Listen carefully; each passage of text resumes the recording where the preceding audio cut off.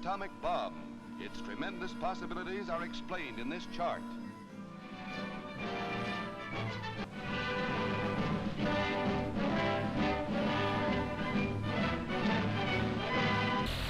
Around when the bomb explodes. Then, you're on your own. Remember what to do, friends. Now tell me right out loud. What are you supposed to do when you see the flash?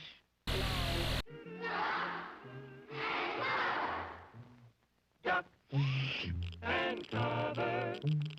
Duck and cover. Duck and cover.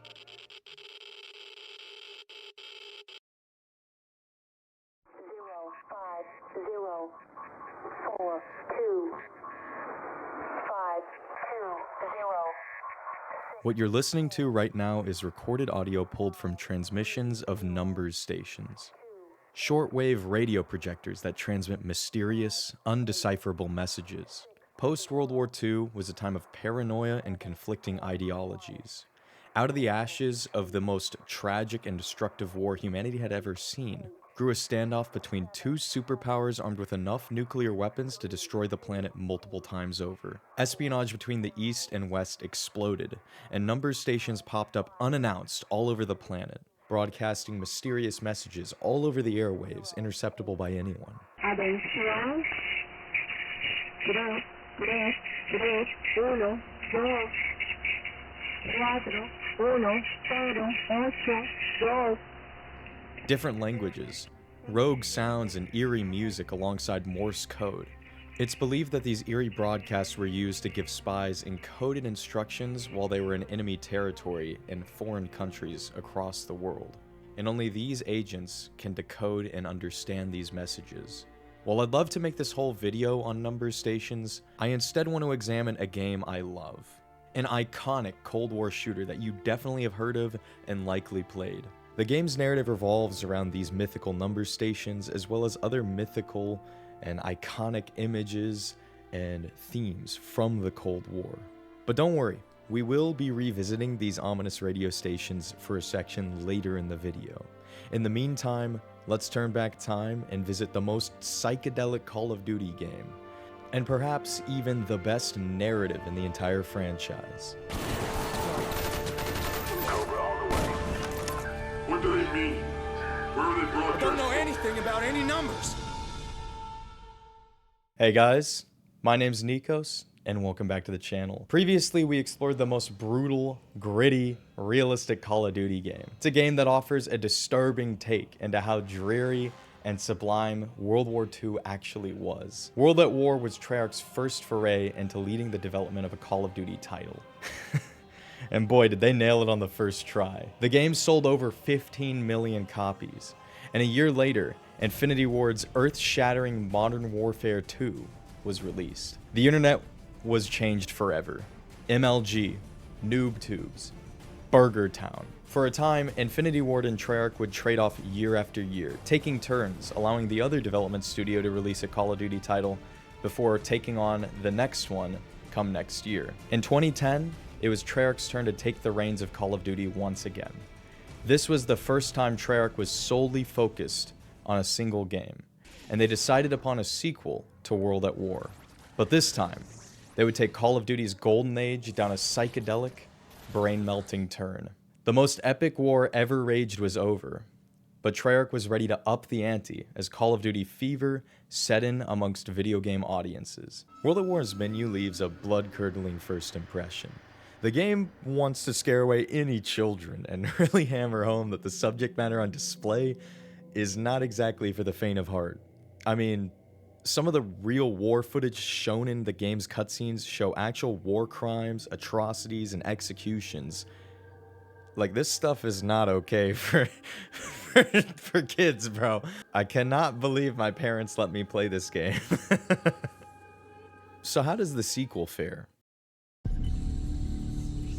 Why did you trust him? The numbers mission. What do they mean? What in the MK Ultra is this? Black Ops throws you into confusion immediately. An interrogation room? newsreels and footage from historical events spanning the Cold War on a stack of monitors. Man, this main menu, it's on the television in front of me. Yeah, this whole scene is unnerving, and the whole time you got an interrogator with a distorted voice yapping your ear off about some numbers or something. The ambient sounds of the medical equipment and the hums of the machinery around you really put you in that chair. It's immersive. This is perhaps one of the coolest main menus I've ever seen. This whole scene is psychotic. I love it. They did not have to cook so hard with just the menu. The magic of this menu is that it's more than it seems. You can break free from your restraints and roam around the interrogation room. Now that you're unbound, you can access a terminal. Considering it's the 60s, you can only enter simple commands. There's no GUI. You know, kind of like how modern Linux computers are today. Fortunately, you can Google these commands or ask for help using the universal help command we all learned from our Minecraft server hopping days. There are also some secret codes that unlock modes, lore intel, and even whole minigames, including a copy of Zork. Zork is a text adventure game released in 1977. And by text adventure, I mean I hope you like reading. You gotta use your imagination here. You wanna look around? You have to type look around. You wanna walk east? Type in walk east. Well, it does kind of look boring, as text adventures aren't that impressive. It's a really fun little Easter egg within the tutorial, and I enjoyed it quite a bit. It's a window into gaming's early infancy. I was also impressed it was loaded with so many acceptable verbs too. You would think for a little text adventure from the 70s, they wouldn't be able to accept so much terminology, but this little game understands quite a lot of English. Like as an example, I got to the top of a canyon and decided to type jump, and it looks like the game had anticipated that. This is such a sick main menu, and it's also kind of freaky.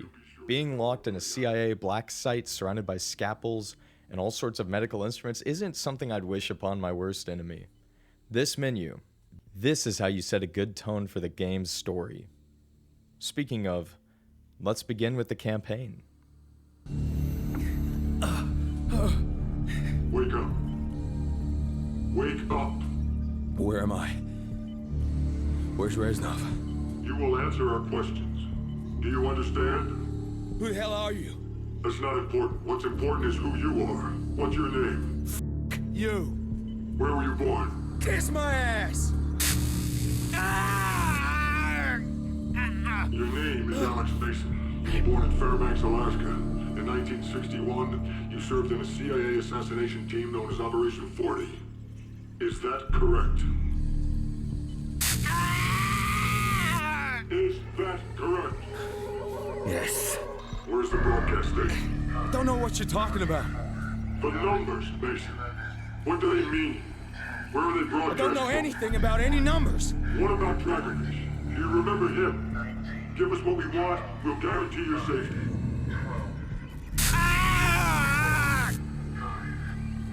Let's start at the beginning. Cuba, 1961, the Bay of Pigs. We know you were there. After Fulgencio Batista overthrew the Cuban government in a military coup, his regime faced immense pressure from political rivals and enemies. This was thanks to his decision to cancel elections and completely dismantle democracy. All the while, he endorsed the growth of American business and exploitation of the island nation. Cuba was closely tied with the United States government for the furthering of Batista's regime and the American economy, much to the chagrin of revolutionary groups, one of which was headed by Fidel Castro. Castro served in the Cuban House of Representatives under the reformist Cuban People's Party in his past, and now he and his allies began launching raids against Batista's army. Ultimately, Castro would succeed as his rebellion snowballed into an avalanche of disgruntled supporters and fighters. 800 guerrillas defeated a 30,000-man-strong professional army. Though, this was partially due to the fact that Batista's forces were demoralized and poorly led. Castro consolidated power, rising to become the new dictator of Cuba. He cut ties with the United States and began trading and accepting weapons shipments from the Soviet Union. This infuriated the US government during a time of significant global tension. The Cold War pitted the United States and their allies against the Soviet Union in a battle of ideologies and global supremacy. American free market ideals versus Soviet collectivism. Democracy versus communism. Both nations justified horrible means with the ends of furthering their own stances on the world stage, all the while brandishing the largest nuclear arsenal ever seen. There was saber rattling across every continent as both sides funneled arms and supplies into proxy wars in Africa, Asia, and the Middle East. Cuba was the newest battlefield, as communism had gripped the island nearly 90 miles off the coast of Florida. This put a Soviet ally directly on America's doorstep. The United States chose to react quickly. In 1961, John F. Kennedy was elected president, and the CIA offered him a solution to be tough on communism and solve their Cuba problem at the same time. Operation Pluto, the training of Cuban exiles that were kicked out of their homes by Castro. These 1,400 men were trained to operate aircraft, tanks, and firearms. Kennedy gave the operation the green light, and in April 1961, the exiled army invaded Cuba through the Bay of Pigs.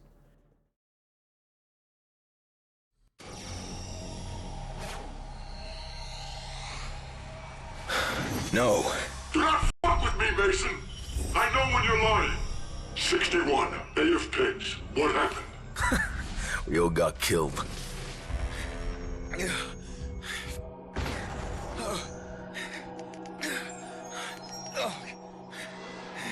Dragovich. Do you remember Dragovich? Castro. We went in to kill Castro.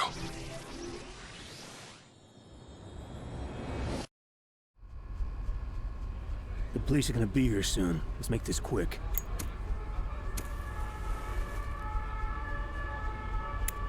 Woods, it's been a while. Not enough, Carlos. You know Bowman, right?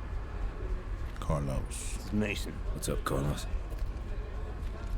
So you got what we need? He will be in here. The plantation. The entirety of Call of Duty Black Ops' story takes place during the Cold War, and this first mission puts us in the boots of Alex Mason, a CIA operative with a covert mission. The plan was to use the American-backed invasion to give the CIA team a window to assassinate Castro. And in our reality, the CIA tried and failed to off Castro multiple times. It's actually well known that Castro had tons of body doubles and evaded death multiple times at the hands of the Americans. We got company. Saquen los papeles. Ahora. I said, where are you from? Just be cool, Woods. Wait. Talking to you! All right. Everything is ready. Gear up, boys. Say about the bar, Carlos. No problem. Mason and his team meet sympathetic contacts at Carlos's bar. With their cover blown, the team makes an escape. I love this initial setup. It's the opposite of World at War completely. Instead of being a dime a dozen foot soldier, we're now in an elite CIA Black Ops team carrying out these covert, small team secret missions. This would allow Treyarch to get away with giving us some more experimental and advanced weapons too. But as much as I like Eugene Stoner and Armalite's iconic rifle, the M16 would not have been in our hands for this mission. In fact, almost all the weapons in Black Ops' portrayal of the Bay of Pigs would not be here. I praised World at War for being quite historically accurate. The timeline, for the most part, made sense and checked out. Black Ops, on the other hand, makes barely any effort. Armalite's AR-15 just entered prototyping and production in 1959. It would only enter military service as the M16 in 1962, so it is kinda close to that date. We're in 1961, but never mind that the undermounted grenade launcher wouldn't be around until the late 60s. Also, the ASP pistol we use as a secondary was introduced 9 years after the Bay of Pigs in the 70s in a very, very limited quantity. But hey, historical accuracy or not, this level's pretty sick.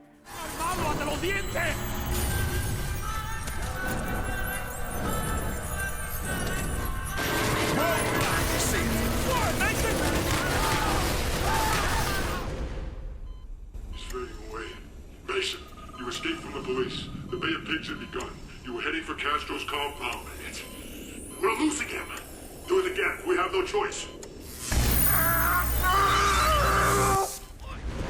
There's a compound. Carlos and his men should be hitting the airfield. Any minute. There's a signal. Now! Hook up. This is it!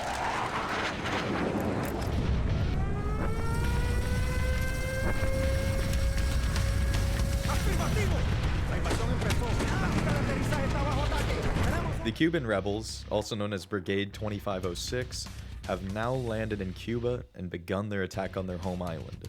The Cuban army and militia was mobilized to counter them, outnumbering them by a factor of over 30 to 1.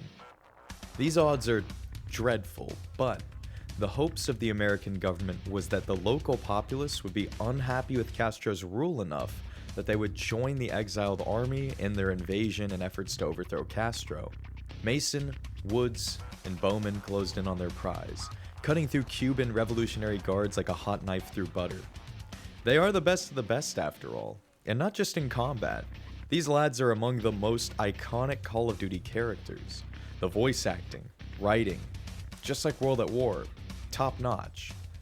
And a note here, I don't mean to get too nitpicky, but the Soviet KS-23 entered production in the 70s, and the RPK would not have featured this Bakelite plastic furniture that you see on the model in game. That would be developed after the invasion. However, the boys at Treyarc were on point by featuring the Belgian FNFAL rifle in both the hands of the communist soldiers and the rebels. There's even photographic evidence of the right arm of the Free World arming much of Castro's soldiers and militia, which is pretty cool. You wouldn't expect a NATO rifle in the hands of the Cubans, but it just so happened to work out that way.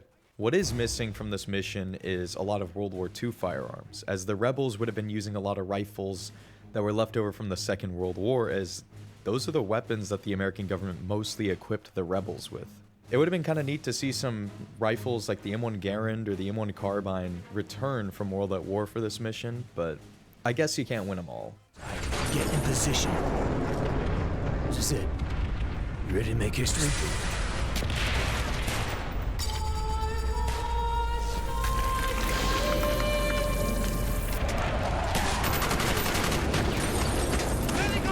Crazy bitch! He uses a human shield, and she still protects him? Castro supporters are fanatical in their devotion to him. Bowman, the target is down. The word from Carlos isn't good. You're barely holding out. They got half the Cuban army down there. Wait. Slow it down. Is that... I guess Castro's a time traveler. Somehow he went into the future to grab one of like 400 ASP pistols. No friggin' way. Okay, let's be real. They probably gave Castro the ASP to save resources. The player already is equipped with one, so it's already baked into the level. So perhaps they figured, because we only see it for a split second, no one's gonna be super nitpicky. So, I'm gonna let this one pass, honestly. The invasion begins falling apart, and Mason and the boys need to get out of Cuba immediately. A cargo plane waits for them in the embattled airfield. The campaign of Black Ops is complicated. I don't mean like the story or anything, I mean the whole thing. The tone and attention to realism are often at odds with each other. The violence of the game is highly gruesome, much like World at War. You will see lots of dismemberment and blood and gore, and the tone of the game is pretty dark and serious. When it comes to realism, well, that's when inconsistencies start to contradict the serious tone of the game and dive the whole thing into the realm of Hollywood fiction. Mason and his team are some of the most elite fighters in the United States, but this plane escape scene in the middle of an active war zone is completely absurd. And so are a lot of the set pieces in Black Ops. They're just a little Hollywood-esque, a little crazy. Now, does this scene ruin the game? No, definitely not. It's still an absolute joyride of a campaign, of a story mode. But at times, it gets hard to suspend your disbelief. All the bombastic, crazy scenes coupled with out-of-date weapons and vehicles muddy the realism that I came to appreciate in World at War. Black Ops feels kind of like a mix between World at War and Modern Warfare 2, taking the grittiness of the World War II shooter as well as the blockbuster over-the-top antics of the Modern War shooter and merging them together. The resulting product is good, but it's definitely a little bit conflicted. Although the game is not very accurate, it does make for some very enticing historical fiction that anyone can pick up and just enjoy. The runway is blocked by vehicles. Are you crazy? They'll screw you up out there! Mason, what are you doing? Mason!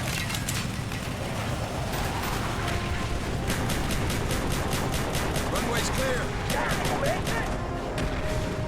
No choice, Woods. I knew what I signed up for. Got me fine. Just go. Get out of here.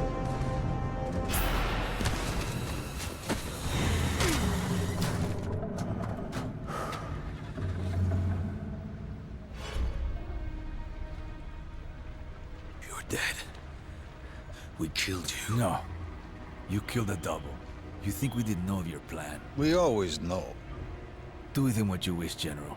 He's my gift to you, in honor of our new relationship. Just make sure that he suffers. He will know suffering beyond his darkest fears. I have plans for you, American. Oh, he did. Dragovich sure did.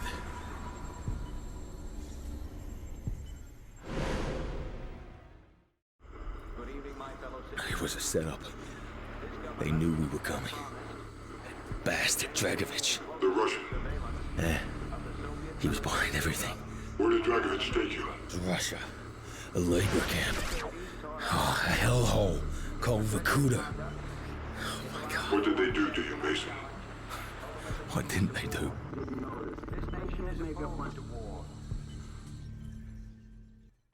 Vorkuta. He had to fight. Just to survive. What happened in Vorkuta, Mason? Mason is now interned within a Soviet gulag. The Soviet Union was a notoriously cruel regime. Stalin set a trend of paranoia, murder, and genocide that was perpetuated almost until the Soviet Union's demise. The gulag was a method of making any perceived threat to the revolution disappear. The gulag featured in game is situated in the far northern Russian coal mining town of Vorkuta. Vorkuta is a town beyond the Arctic Circle, up in the desolate, snow-covered wastes of Siberia. The living conditions for the prisoners within the gulag were beyond inhumane. Mason was subject to them firsthand, but here, he meets a familiar face. You right, American. Victor Reznov. My friend.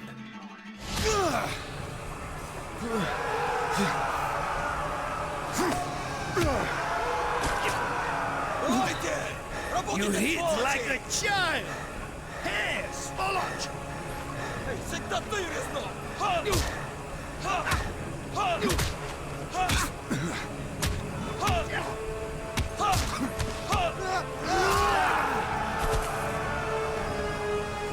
Reznov. Mason, every journey begins with a single step. This is step one! Security! Now, we take Vorkuta! What is step two? Victor Reznov, the Soviet sergeant who led our player character from World at War, returns as an inmate of the nation he nearly died for. So what's a war hero doing in a gulag of all places? Well, we'll have to wait and find out. Also, Gary Oldman returns to voice him once again and does an absolutely show-stopping job as usual. Like, man, his character is the most memorable across both games. Reznov has meticulously planned an escape route for months, and with Mason's help, they secure the keys and ascend from darkness. Reznov, your men must know this is suicide. Victory cannot be achieved without sacrifice, Mason. We Russians know this better than anyone. Prepare yourself, men!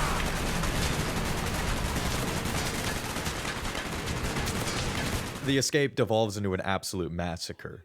The convicts arm up and fight their way towards the motor pool. And after great loss, Reznov and Mason reach step 8. The door will not hold them forever. We do not have much time. Within this shrine, to the hypocritical decadence of Vorkuta's leaders, lays the key to step 8. freedom.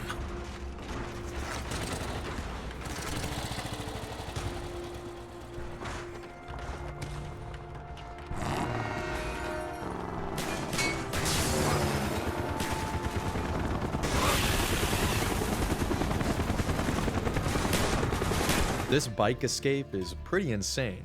It's as if every Russian unit en route to assist in the Vorkuta uprising was completely ready for your escape and lay fire on you instantly, even though they'd probably realistically all be in convoys and be taken by surprise as 2 motorcycles just race past them. Man, these dirty commies thought of everything. The escape is hot.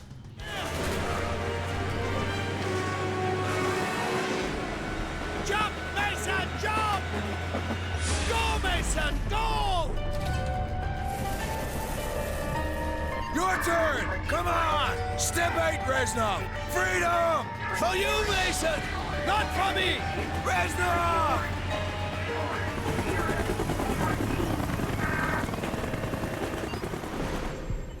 And that was the last you saw of Victor Reznov. Yes. At least for a while.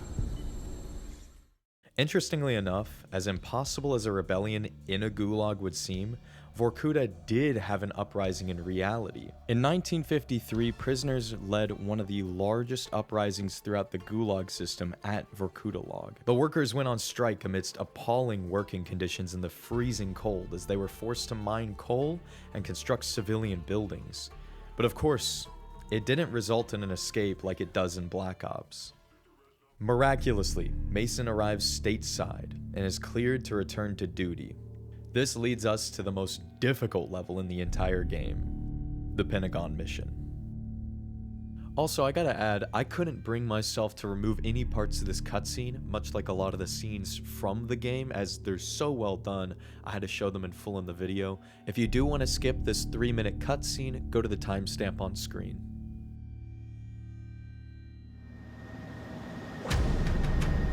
You were cleared for duty and summoned to the Pentagon. Jason Hudson was my new handler.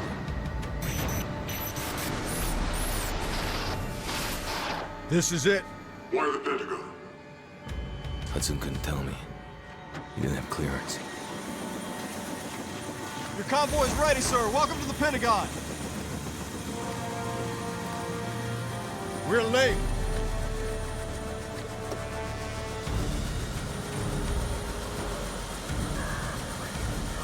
Secretary McNamara? Your reputation precedes you, sir. Step on it.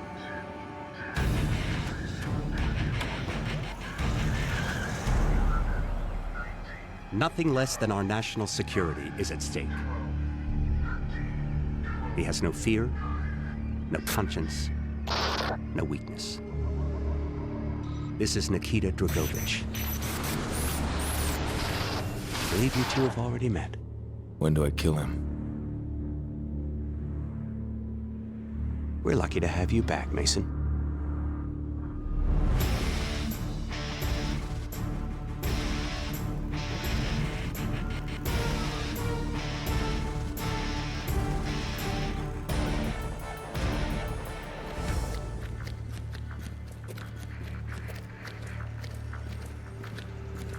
VIP. He's here. I felt like everyone was watching us. And watching me.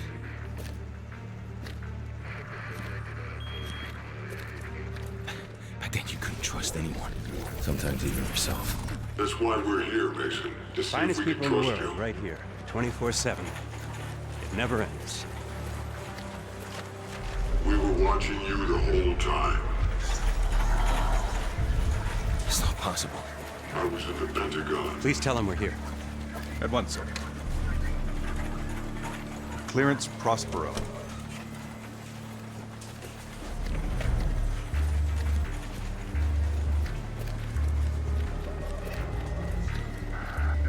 Distinguished heroes. I kept hearing numbers. Distinguished I leaders. couldn't get them out of my head. Ariel.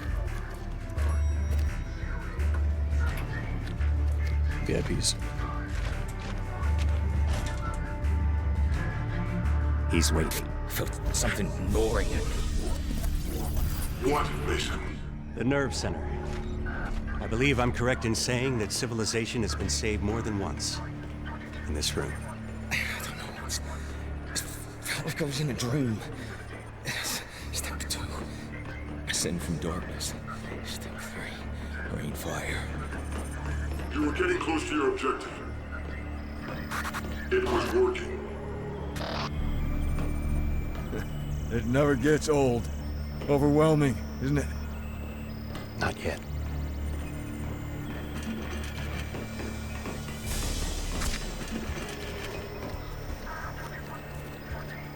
Sycorax. This inner sanctum was built in 1943. We rarely use it.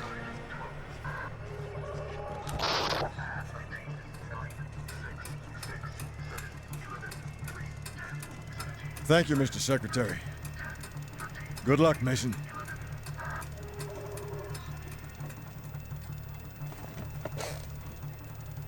Mr. President?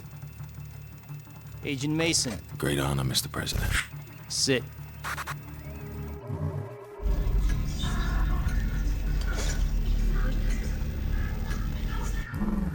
We are in grave danger from the communists. Our freedom, our very way of life is at risk. Dragovich.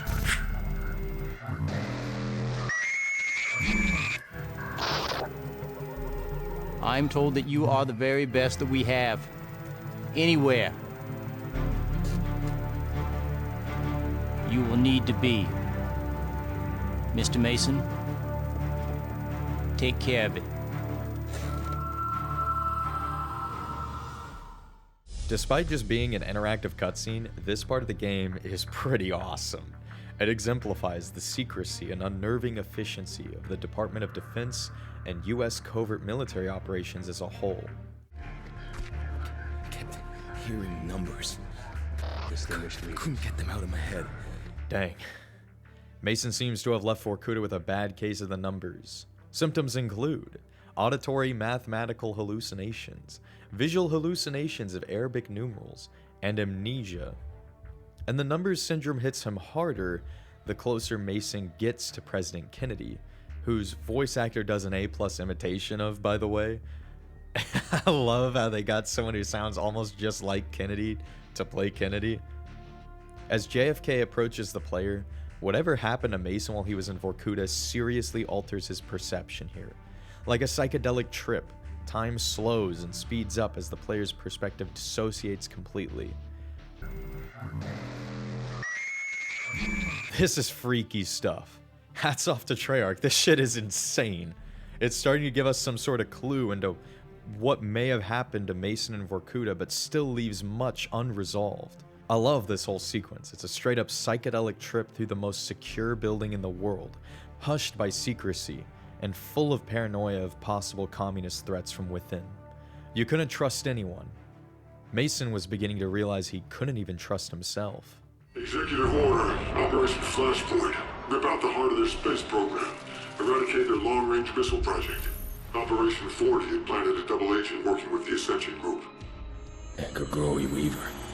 His mission was to sabotage the rocket. But something went wrong, Mason. I can't get these f***ing numbers out of my head.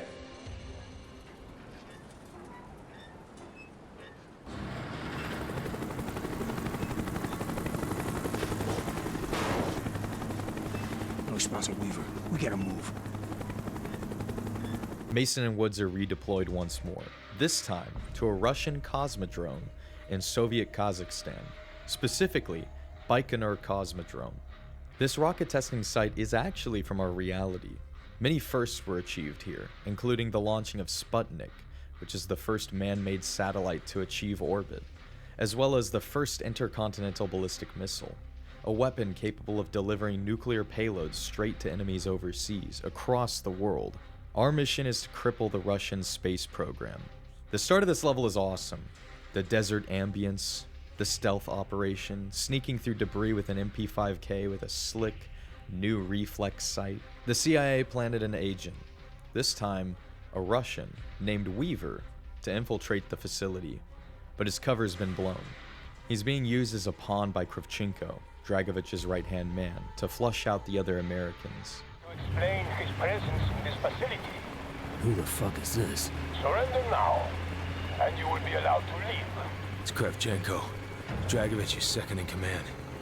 This is your only warning. There's nothing we can do, Mason. Weaver's done. But no. Your choice. This is not good.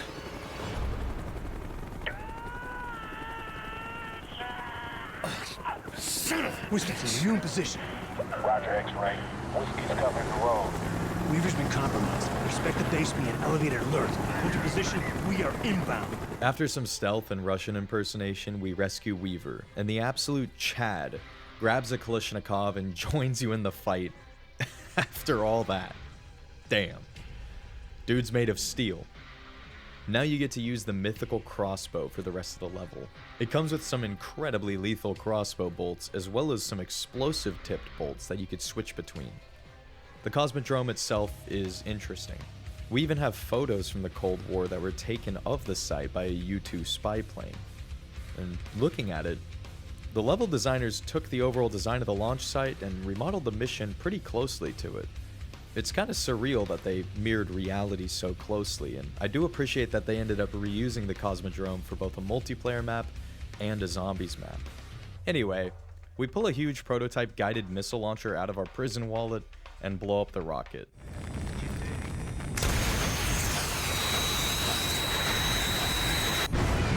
Oh, shit! It's a hell of a way to test the prototype.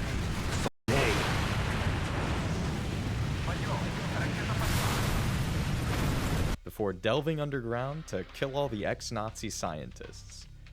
For some context, after World War II, Operation Paperclip was executed, and America scooped up tons of German scientists that were involved in Nazi science and rocket experiments. The Soviets must have gotten their fair share of them too, and we're here to indiscriminately obliterate them.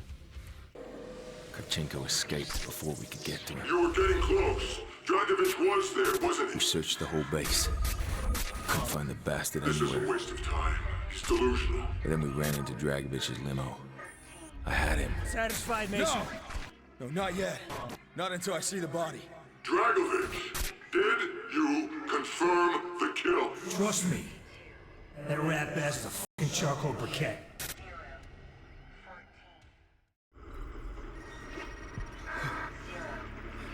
Somehow I knew Dragovich was still alive. He became your obsession. You spent the next 5 years trying to track him down. He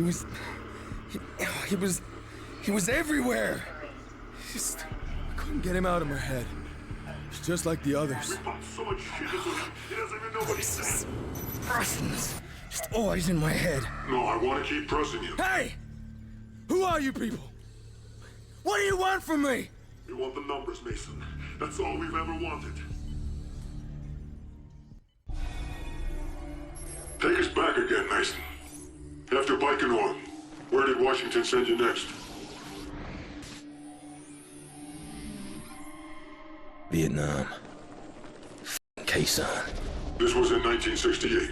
Yeah, I was part of the SOG unit led by Frank Woods. It was recon on covert Russian activity in Laos. What about your CIA handler, Hudson? Was he in Quezon? Do you remember him there? Hudson. Mr. Shades. The guy was an ice cube. 1968. Mason and the boys are deployed to Vietnam, this time as part of the MAC-V SOG.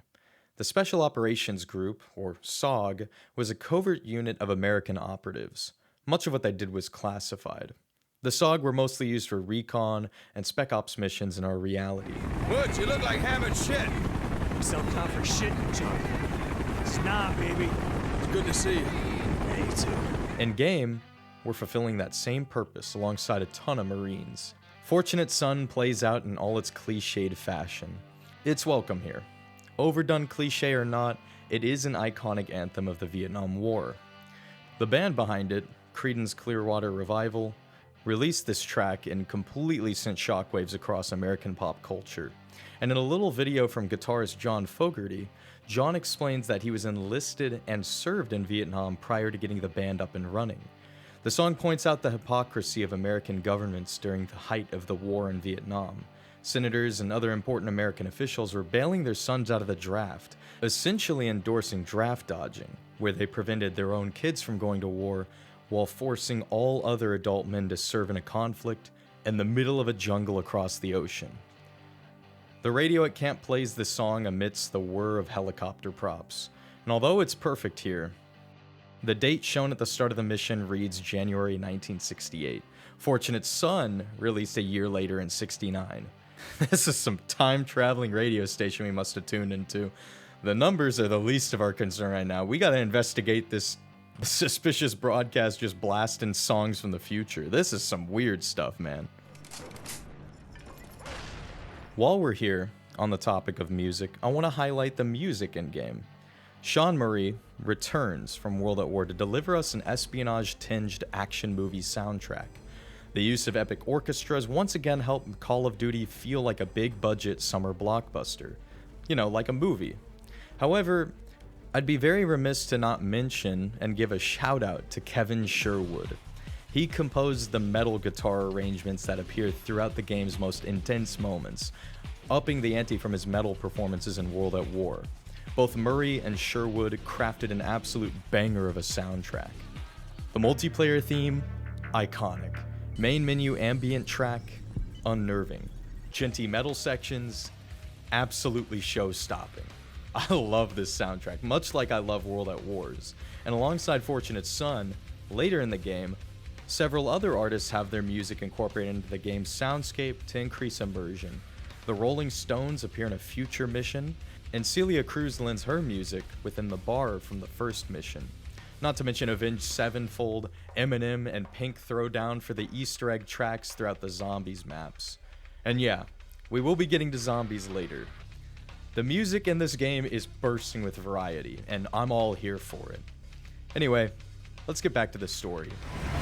Missions are S&D, sabotage, black propaganda, strategic recon, POW rescue.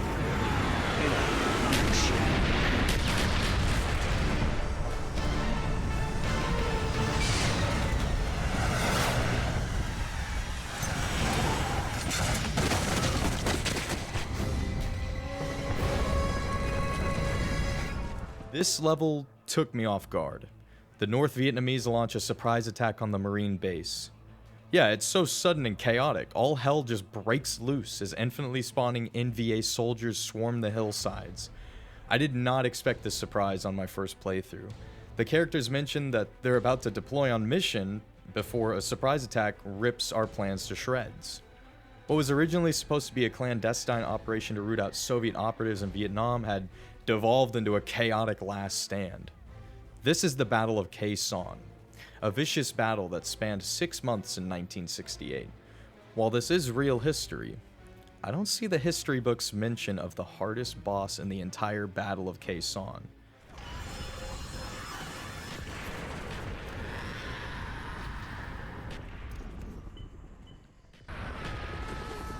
I'm not even joking, this QTE killed me like 5 times.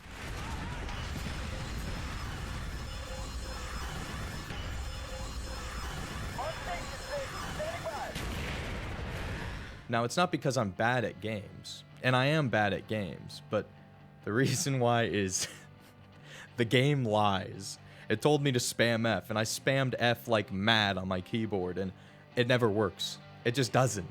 I read online that other folks had a problem with this on the PC port for Black Ops, and they said you just have to spam everything. So like a drunk cat, I just smashed my keyboard and mouse until I somehow won the fight in the most hilarious way. The Vietnam War itself is one of, if not the most controversial war in American history. As mentioned earlier, both NATO and the Soviet Union wrestled over the influence of many nations across the globe. Vietnam was once part of a French colony before the Vietnamese rose up and ousted their French rulers. This led to a divided Vietnam, with communist rule in northern Vietnam and a non-communist authoritarian republic in the south. Although the Indo-Chinese War had ended, tensions boiled over, and both halves of Vietnam clashed when peaceful unification failed. American and Soviet presence gradually increased. Man and materiel was thrown in behind both sides, the Soviets aiding the communists in the north, and the Americans supporting the non-communists in the South. But this initial support wasn't very significant. Things would ramp up, however, as in early August 1964, American ships on patrol fired warning shots at North Vietnamese torpedo boats off the coast of Vietnam in the Gulf of Tonkin. The Vietnamese boats fired torpedoes back before fleeing the scene. The next day brought thunderstorms. The American vessels detected phantom radar blips and opened fire on perceived enemy targets.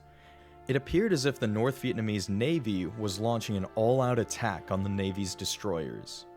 Air support was deployed to search for the enemy, but they confirmed that there were no enemy vessels, and the situation returned to normal.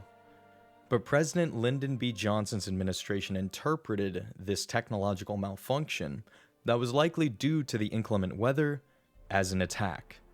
Somehow, even after it was found and confirmed that there was no second attack. His administration controversially pushed for the Gulf of Tonkin resolution. They got it through Congress, which enabled the executive branch and the president to escalate their involvement in Southeast Asia. This increased American presence in Vietnam, with the military deploying hundreds of thousands of soldiers to support South Vietnam in an effort to prevent it from falling to communism. And ow, my ears, bro! There's so much chaos and gunfire going on in this level. It feels like a real battle, I'm gonna give it that. There's just infinitely spawning dudes just shooting everywhere. I'm about to get military-grade tinnitus, and this condition experience for my gaming chair is definitely 100% not service-related. Using Fugazi napalm mines and a Jeep-mounted tow launcher, the attack is thwarted and the base is saved. This inclusion of the Vietnam War into Call of Duty is neat, but it's not done accurately whatsoever. The uniforms are fairly accurate, and the visuals and all that, they look pretty on point. But I feel like the hordes of never-ending NVA attackers that charge mindlessly at your defensible position is a little exaggerated. I'm sure there was some sort of mindless human meat wave tactics, as is expected from Soviet and communist armies, but I don't think this would happen to this mind-numbing amount. Maybe one of you in the comments can tell me if I'm wrong or not, but I think this is just a little too much meat waves on screen. Also, the tank part is kind of goofy, but tanks in Call of Duty have always been goofy. They don't make any sense. They drive too close to enemy infantry. It's a tank. It can shoot from very far away. It doesn't need to be in the base, but for gameplay purposes, we're driving around and we're just launching missiles at stuff. It's fun, okay? Also, the Marines are surrounded by all have patches on their uniforms that read US Army, which is a pretty goofy oversight, but it's a fun mission, although it's rage-inducing. I'm gonna be honest, there's parts here that are just, you have no idea what to do and you get frustrated. The goal is to actually just push through the waves. I thought I had to kill all the enemies, but they never stopped coming. You just have to keep pushing from cover to cover, and you'll hit triggers that stop them from spawning. It's a weird mission, but it's a fun one. It's an enjoyable one. You look like hammered shit, Mason. Damn, would do that to you. Good to see you, Alex. The dead offensive was the beginning of the end, when America really started losing the war. Inside the MacV compound in Way City, you established contact with the Russian defector. No! We know you did. He turned himself in at MacV. You were there, Mason. He had intel on Dragovich, everything, but it was a lost cause. MacV had all but burned to the ground. The defector was surely dead. He wasn't dead! It was a lost cause, and you still went in. Why? His protection team had gone dark. I couldn't accept that he was dead. I needed that f***ing dossier!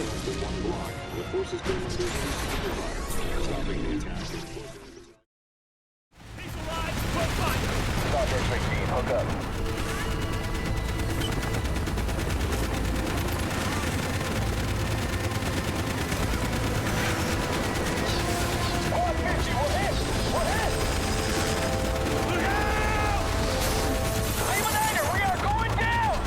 Hotel 6, come back. Hotel 6, do you roger?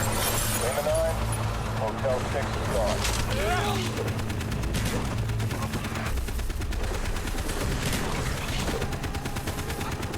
Here, it's fast 12. Hold your incendiaries. Where we heading, Mason? The Tet offensive is in full swing. North Vietnam's attempt to overwhelm South Vietnam and their American allies with relentless attacks throughout the country happened to strike a MAC-V intelligence building in the South Vietnamese city of Hue. The boys are sent in to extract a Soviet defector.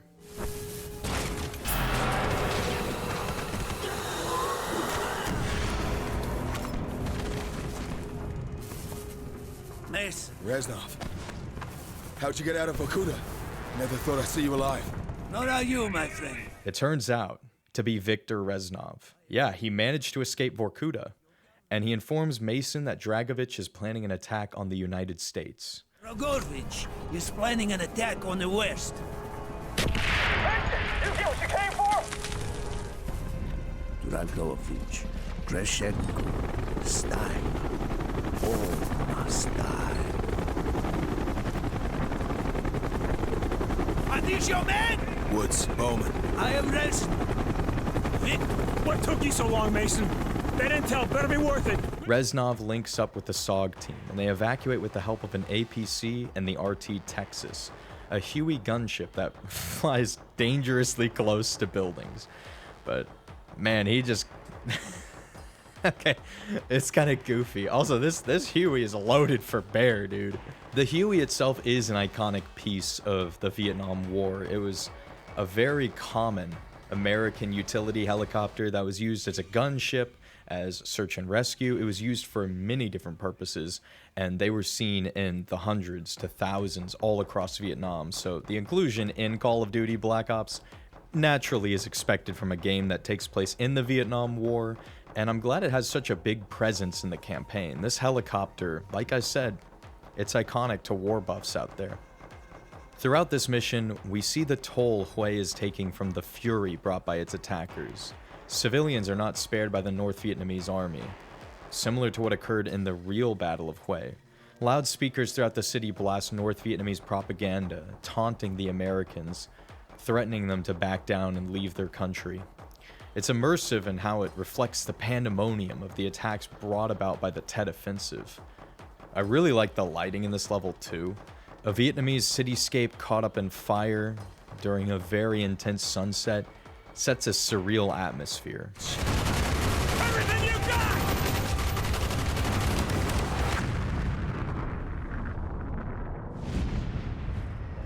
So much for the Tet ceasefire. The enemy's courage could be the result of their newfound ally.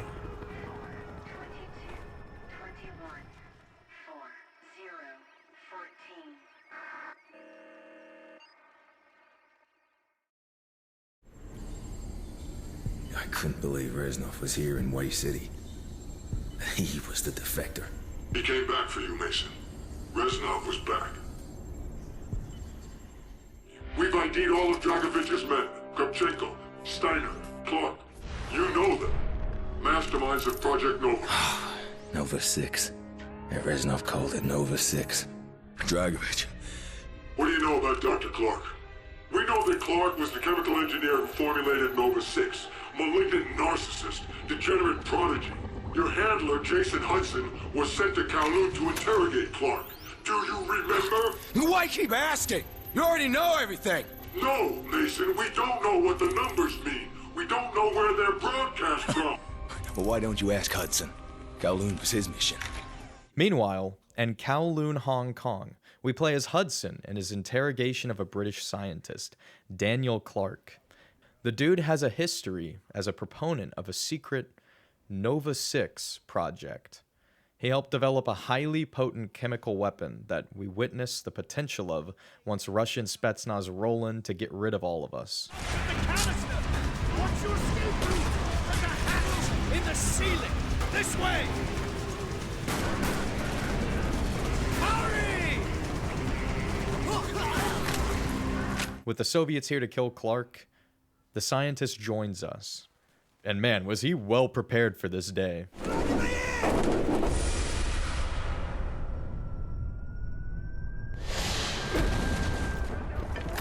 Here! Help me move this!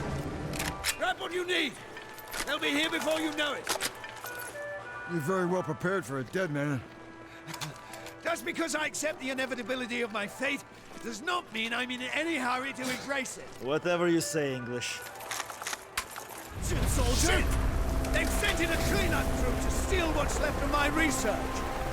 Well, no, thank you, Dragovich. I can clean up my own mess. Either of you too low on ammo? We still have a ways to go. Hudson and his team are aware of the presence of these so-called numbers, and he needs to learn about the truth behind them, what they mean, and how it relates to Nova 6. You about Nova 6? Where is their base? Nam? Laos? Cambodia? He's home to the Ural Mountains. Yamato! What else? Whispers, rumors, anything. Steiner talks with Dragovich about numbers. What kind of number?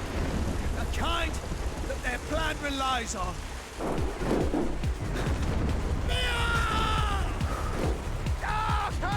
I'm slipping!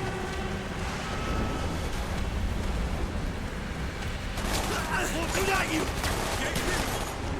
What about the numbers, Clark? He's got it up! Get the key to...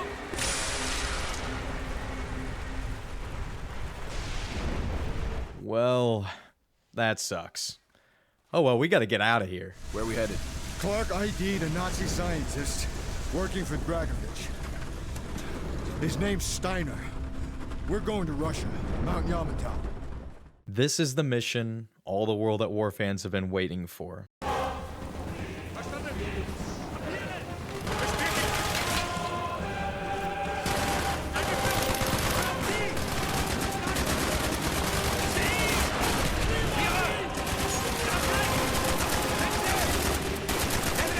Flashback to 1945.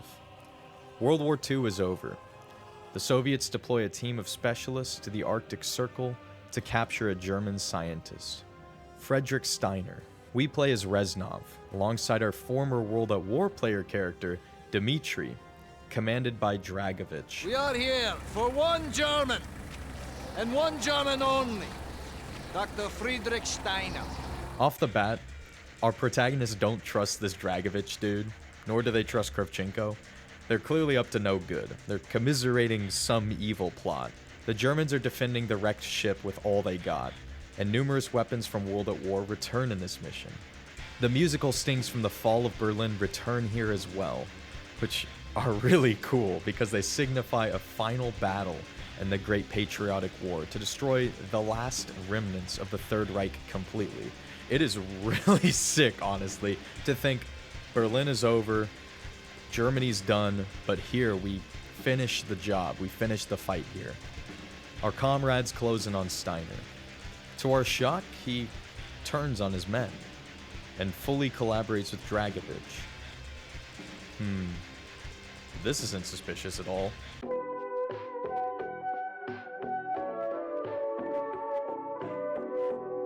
In 43, the Fuhrer realized the Allies could not be held back for much longer.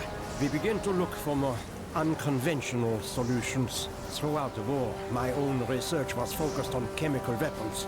It was meticulous and frustrating work. However, what we finally developed was a weapon more effective than we had ever dared to imagine. The weapon now housed within this vessel. Nova 6. And they were planning on launching it from V-2 rockets aboard the ship. They hoped to strike at the heart of the US, Britain, and Russia with their new WMD, and now it was in the hands of the Soviets, in the hands of Dragovich.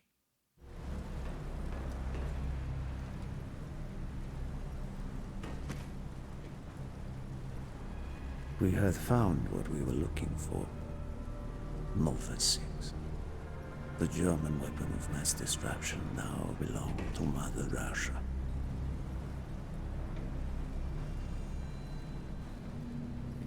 Or so it seemed. Our victory was to be short-lived. Dragovich wanted to see the effects of the poison firsthand.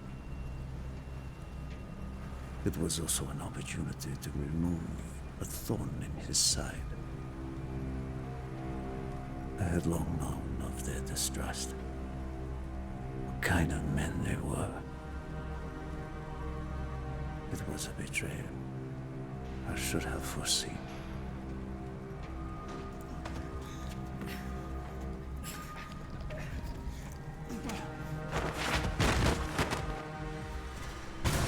Dmitri Kontrenko was a hero. He deserved a hero's death. Instead of giving his life for the glory of the motherland, he died for nothing. Like an animal.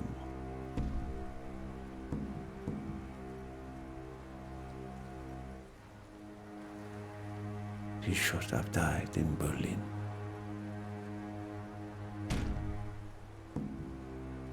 As I watched my closest friend die, it became clear we were not the only ones seeking the German weapons. The Western allies circled like vultures.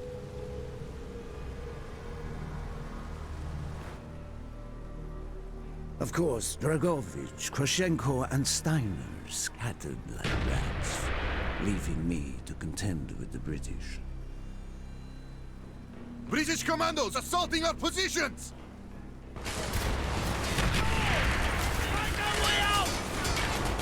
It's every man for himself. British commandos drop in to seize Nova 6 first. Dimitri's dead. Reznov and his few soldiers are left to fight the Brits, Germans, and their own countrymen that betrayed them. Reznov plants an explosive charge. He decides that no one should wield the power of a weapon so terrible, especially not that traitor Dragovich. Hurry! We have only 2 minutes left! No! Hurry!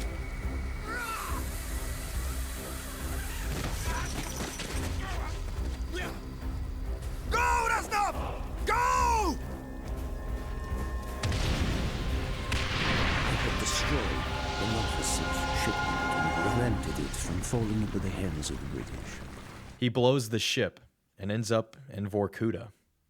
Although the ship and Nova 6 were destroyed, the Soviets managed to recreate it alongside Steiner. Dragovich, Kravchenko, and Steiner. Reznov decides they all must die. I mean, for good reason. Hudson's mission at Kowloon was accomplished. He had discovered Dragovich's endgame, Nova 6. A nerve toxin so deadly that if exposed, you'd be dead before you hit the floor. Dragovich's weapon. Was Viktor Reznov still with you after you escaped from the MACV compound? Reznov was with me the whole time. Are you sure? North. We went north. Viet Cong. Dragovich's lapdog Kravchenko was there. He knew we were coming. This is Hotel 9-1! We are going down in Sector Bravo! Tango 7-9er! Mayday! Mayday! This mission's called Victor Charlie, which stands for VC, which means Viet Cong. Shocker, I know.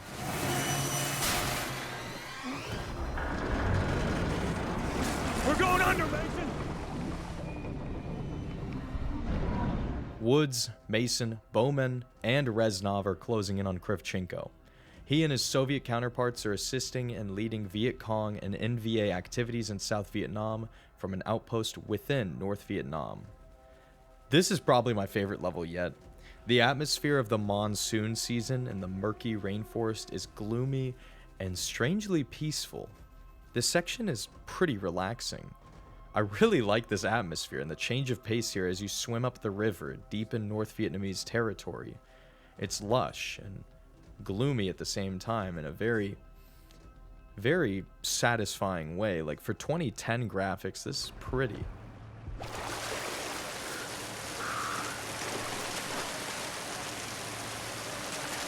Clear D's bank, moving to the bridge. Sierra's at the north perimeter.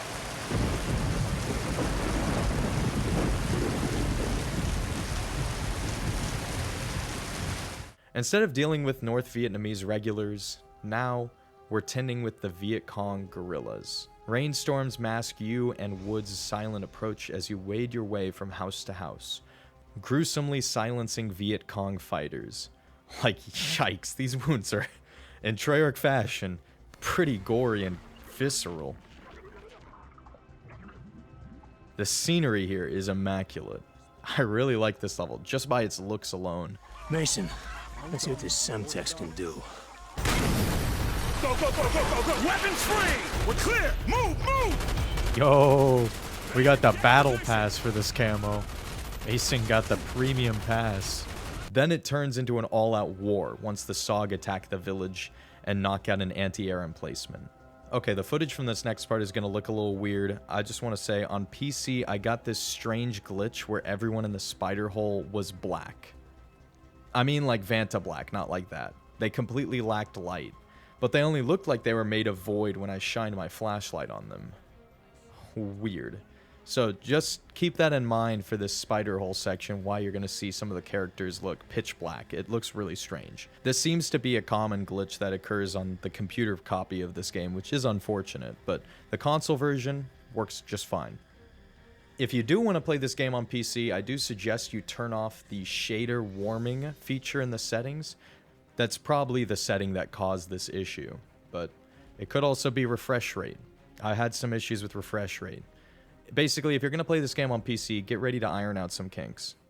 We have to clear this tunnel. Take it. Swift, with me. Here, take this.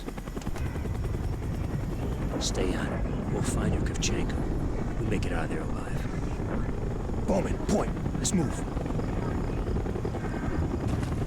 This son of a bitch ain't fighting no more. Keep that light steady, Mason.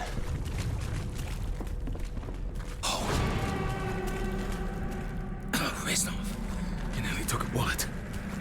No one fights alone. I will work my way around.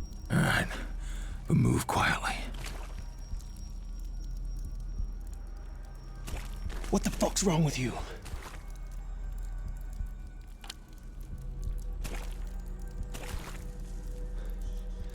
Mason, you gotta keep your shit. Let's come in. Go ahead, Mason. Swift's dead. We got VC crawling all over. What? You monitor. Shit. Reznov and Mason begin piecing together Dragovich's planned attack on the United States. It looks abandoned. Grushenko anticipated our arrival. And left in a hurry. Look February 4th, 1968. Stabilizing agents supplied by Dr. Quick, grab the documents, Reznov. We're leaving. It's the Americans' turn to take the initiative now. This time in a neighboring country, in Laos. You see, during Vietnam, the Viet Cong decided to use neighboring countries like Cambodia and Laos to venture into South Vietnam and stage attacks. So naturally, American troops did enter these countries and a ton of bombs were dropped on them, just like in North Vietnam. You confirmed that Dragovich's second-in-command, Kravchenko, was operating in Laos. Yeah. That Reznov said they killed more people than I could count. Listen to me carefully, Mason. Reznov cannot be trusted. No matter what he tells you, no matter what he says. But he gave us the dossier on Clark. He led us to Nova 6. Reznov's not who you think he is. No, he's my friend. He helped me escape. Oh, God, betrayed. Forgotten, abandoned, all brothers, huh? Forget Reznov! Focus, Mason! We're out of fucking time! The world is on the fucking brink of war! Whose war?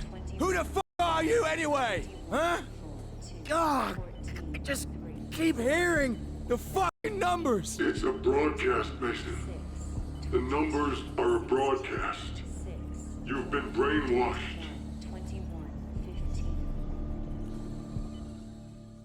The gang boats up the river in a vehicle section that has all of your gunners aiming where your mouse points and firing on your command. It's a little weird looking, but it's a fun little section. I love the nighttime river aesthetic, and it's a good distraction from the on-foot portions of the game. Also, the song choice here is so perfect for the era. And we do a little bumper boats with an enemy patrol boat.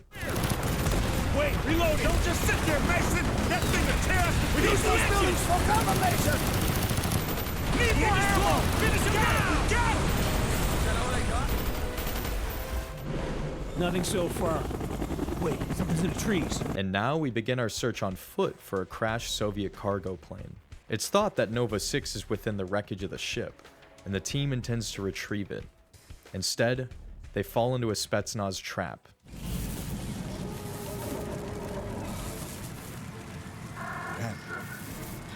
Chemical weapon. Nova 6. Must have dispersed after the crash. Grenade launchers, Channel Lakes. The hell the Russians do with American weapons? Must be some kind of setup.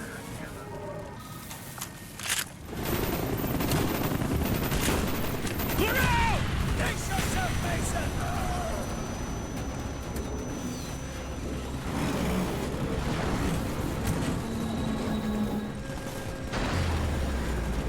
Держи в поле зрения!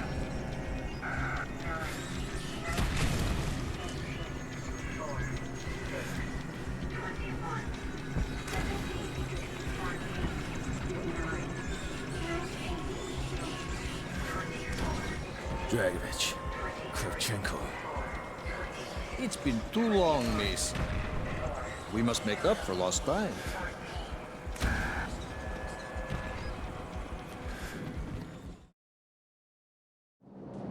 Target reset. Cleared to engage all of those. Yeah, cleared to engage. Ah, boom. Get that guy. Yep, that was right on target. Nail those guys. Nail those guys by the building. Personnel right there. Modern Warfare started the trend. Call of Duty campaigns were no stranger to having vehicle sections.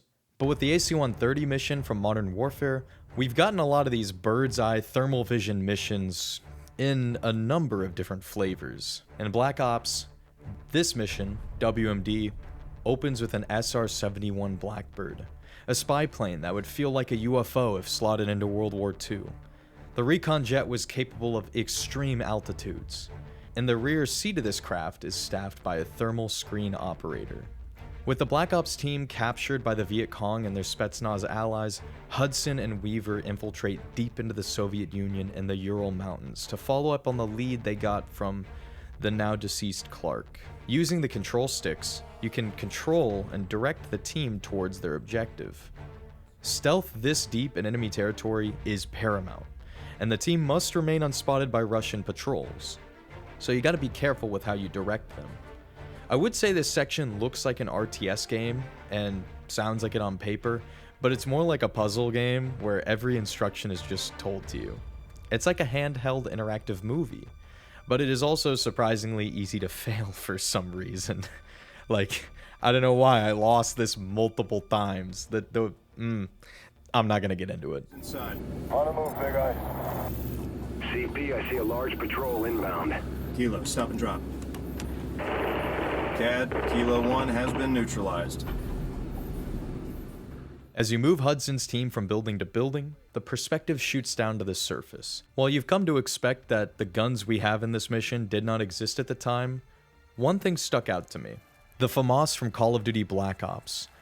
Doesn't look like a FAMAS I've ever seen before.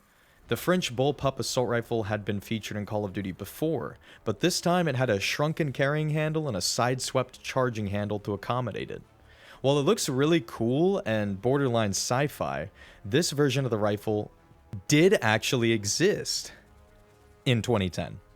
It appears very similar to the FAMAS Feline rifle, a program meant to modernize the FAMAS for use with night vision and wearable gadgets and armor. It saw limited production, and as expected, could never have possibly been set within the Cold War time period. Also, why would the Soviets of all people be using a rifle created and used by NATO? I think they may have given him to these guys as just...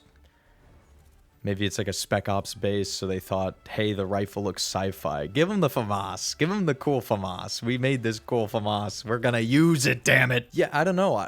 The FAMAS in this game is just weird. They should have used the F1, because it was kind of close to that time period, though it didn't exist. But still, the Russians would be using AKs. I don't get it. It makes no sense. If someone has experience, or knows anyone who has experience working for Treyarch, can someone please tell me why the Russians have the FAMAS for this mission? I will say, with this, I would have appreciated a real Cold War Call of Duty focused on realism like World at War, but it's likely we'll never get that today. Historically accurate COD games kind of died out with World at War. Not to mention modern Call of Duty games just create fantasy guns, because they don't want to pay for the licensing or the rights of real weapons anymore. Great. Despite a whole ton of guns and stuff not existing in this time period, shockingly, the Blackbird did exist at this time. Yeah, we had UFOs before we had the FAMAS. Okay, the French are just behind, I guess.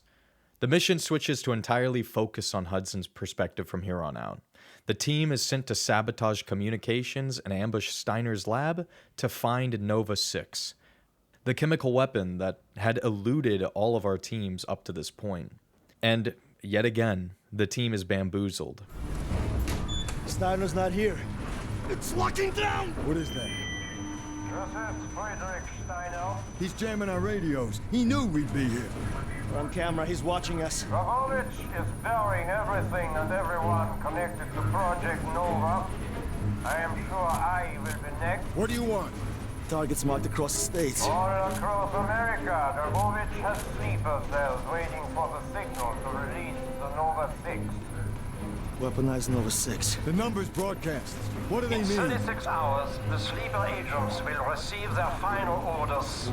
Only I can tell you how to stop the broadcast. I am at Rebirth Island, the Arrow. We need to leave now!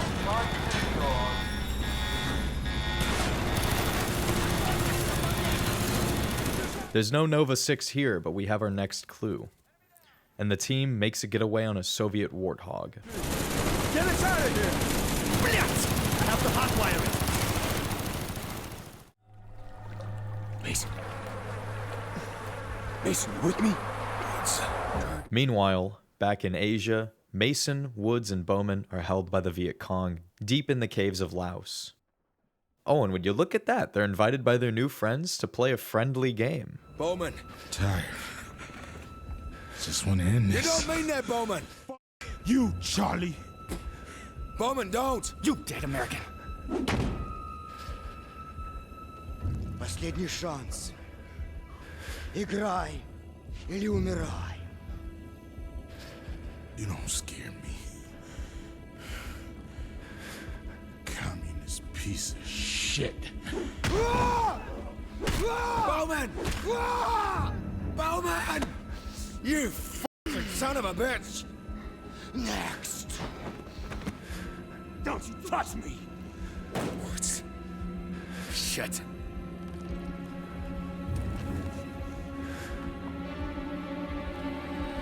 Motherfuckers. I'm gonna make them pay. You! No talk. Blade! What's the plan? Thinking. I'm thinking. No talk! One chance, Mason. We'll take it. Okay. Bang! You can't kill me! You shoot, GI, you shoot! Fuck! This time, do it. Aim line! Ready. Play. Bang! 6 and 8 o'clock.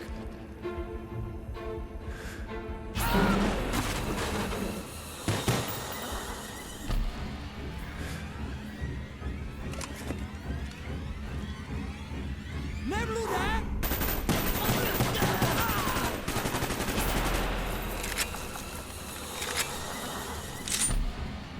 The Russian, now! Let's go. It's an absolute party in the caves, and everyone's invited. Except the Russian. He attempts to escape, but quickly finds that it's no use. You got him! For Bowman! For Bowman. And then, you and Woods steal a Hind gunship from the Russians and go on an average American Black Friday crash out all up in the jungle. You go on an absolute spree on everything along the river with your autocannons and missiles. The helicopter section caps off with a really goofy boss fight against some enemy Hinds. Realism be damned. This level is kind of forgettable. With the helicopter, you can't ascend or descend, and can only control side-to-side movement, which leaves quite a lot to be desired from a helicopter mission. The on-foot sections of this mission are a marginal improvement to the helicopter section, but don't have much more to offer than the typical level. This is alright in my book, because the level isn't that long. Instead, it serves as just a little cap-off to the Vietnam part of this campaign. Now, it's time to find Kravchenko. After landing in a Soviet compound, we free some American POWs, one of which is, surprisingly, Reznov. Nice! The POWs! You're here for us? Oh, thank God. Please, hurry. Sog! I'm gonna get you out. Hey, son! Is that you? Reznov, get you out. Kravchenko is here. This way. We cannot let him slip through our grasp. I thought you were dead. When we were captured at the river, they brought me here. Mason, what the f*** are you doing? You gotta get these guys out. And then we catch up to Kravchenko, the first of our targets that Reznov vowed revenge against.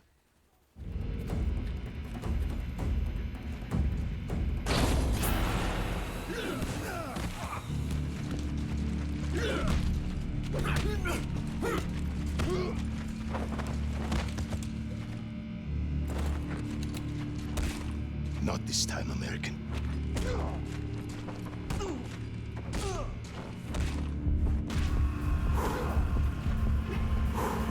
You again. I should have killed you in Vorkuta.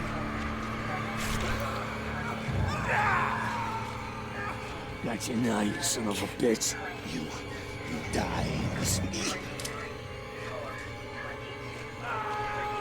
What?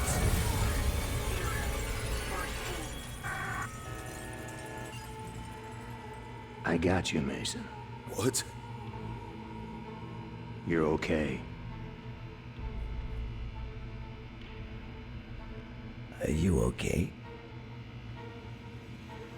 Mason. Reznov. Kravchenko is dead. Dragovich, Kravchenko, Stein. All must die.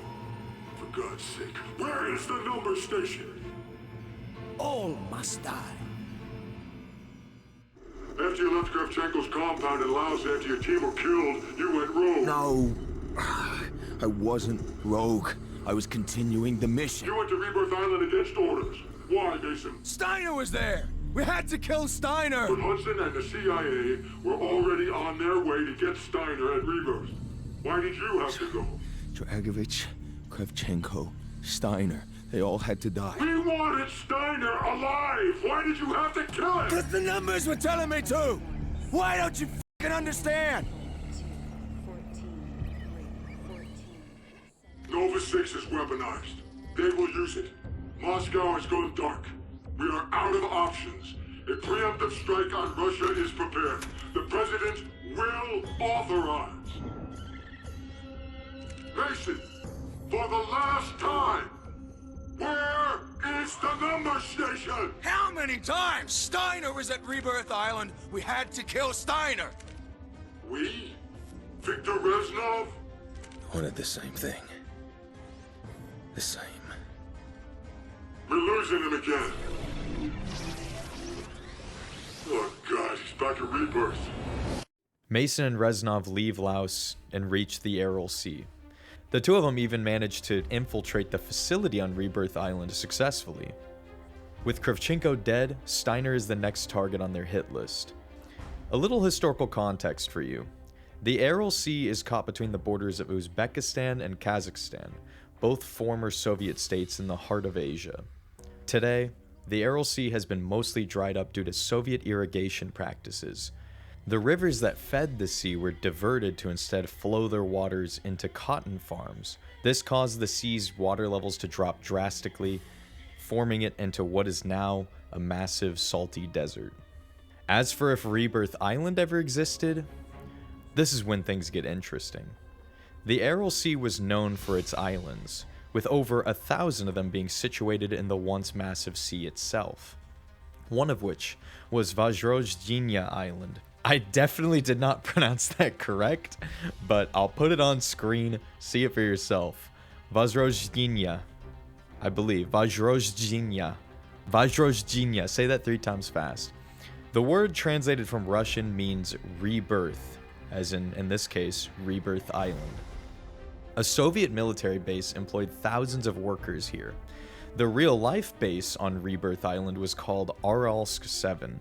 You see, Aralsk was established in 1948 and kept under intense secrecy. A major function of this derelict base was biological weapon research and manufacturing. All sorts of pathogens were grown here, Smallpox, typhus, and even anthrax were processed here.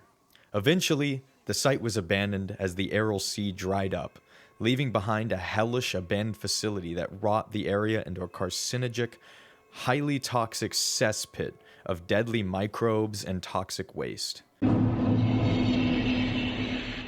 Some accidental outbreaks occurred during the Cold War as a result of the bioweapons manufacturing around Aralsk 7, leading to some deaths by rare diseases in and around the towns situated on the island that housed the workers.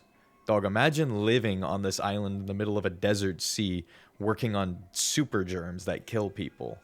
That's just... jeez. Though Nova 6 never did exist in our own reality, it does seem to be loosely based around some real-life nerve agents and gas weapons, such as mustard gas, due to its distinctive mustard yellow hue, as well as sarin gas for displaying some similar symptoms and methods of lethality. So yes, Rebirth Island was actually real, but Nova 6 is only based off real gas weapons and never existed. All in all, a remote island in a desolate massive sea is a pretty cool location for a top-secret weapons lab. The Soviets had the right idea when they established Aralsk 7. The two of you sneak throughout the facility, until stealth no longer becomes an option. They've gone to full alert!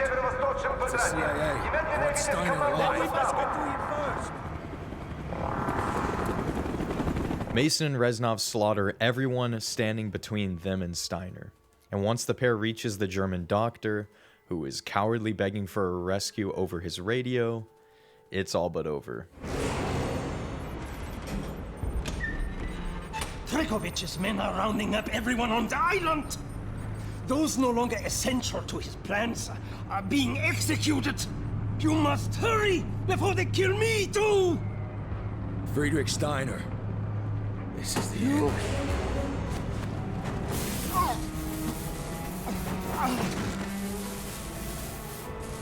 I know you.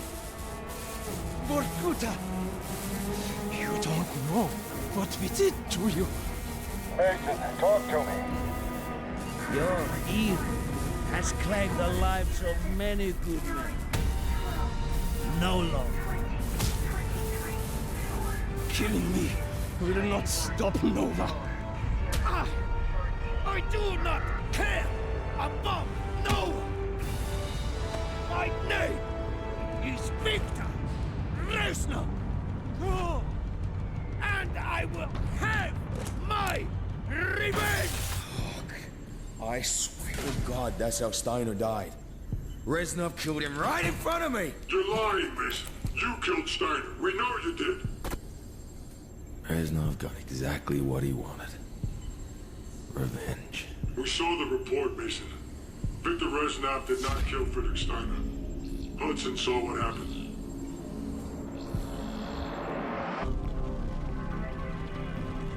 Turns out, the CIA had also reached Steiner's compound and launched an assault on the base while Mason was sneaking throughout the labs. This mission takes a wild twist where we see the perspective of Hudson's team and their race against Mason to rescue Steiner. The team's BTRs are hit, and they proceed on foot as the Soviets deploy Nova 6. Call of Duty's regenerating health mechanic sheds away. As for the rest of this section, damage taken by the player is permanent, and too much causes your hazmat suit to spring a leak, which leads to death by Nova 6. This is a really cool switch up on the gameplay, but makes the mission pretty tedious. Although they do give you a thermal vision scope, which helps you snipe the enemies through the gas, so at least you got that going for you. It's Mason. What the hell is he doing? Killing everyone between him and Steiner. Hudson and Weaver reach the laboratory, stumbling across the aftermath that we left behind while we were playing as Mason a mere 20 minutes earlier. Steiner begins begging the CIA for rescue, which is what we heard while playing as Mason shortly before we dealt with Steiner. What the hell was that? It's Steiner. He's trying to contact us. Steiner, what's the situation? Steiner, what's the situation? Dragovich's men are rounding up everyone on the island. Those no longer essential to his plans are being executed. You must hurry before they kill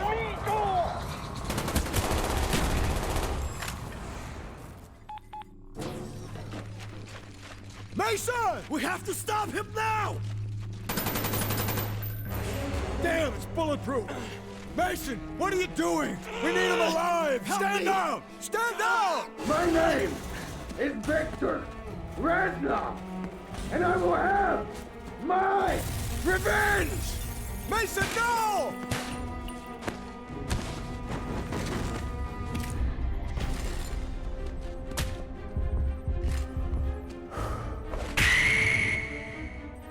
I'm fine. Check Steiner. He's dead. What about Reznov, the defector? We need to find him. We won't. He was never here. I didn't believe it till I saw it with my own eyes. What did they do to you in Vorkuta, Mason? Steiner dead. Mason's our only link to the numbers broadcasts. We need to bring him back. Let's go. This way! It will take us to the dock. This is Weaver. We have the package. We're on our way. Copy that. We're taking the docks now.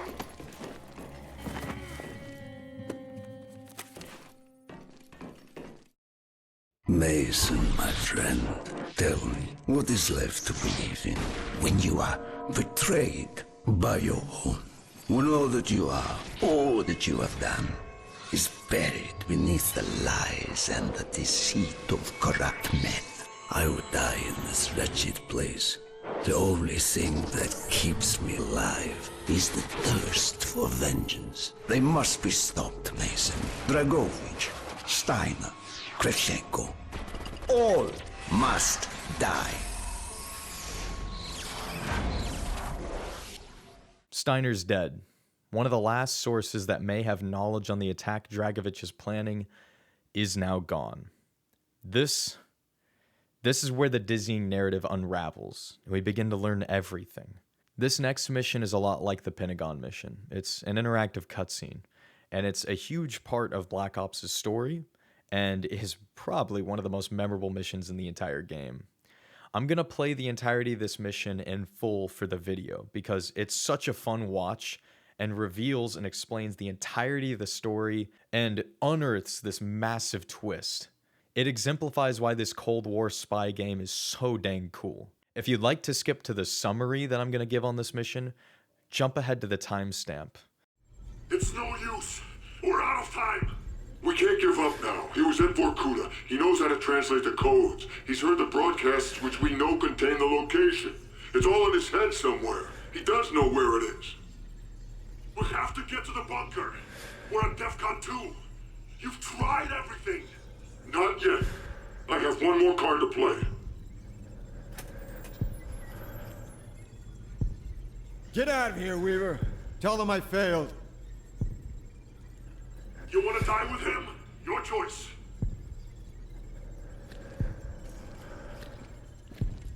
Damn it! Why can't you remember? Reznov's dead, Mason. Did you hear me? He's dead! Weaver's right. We're out of time. The Russians fucked you up. I know you. You're not a traitor.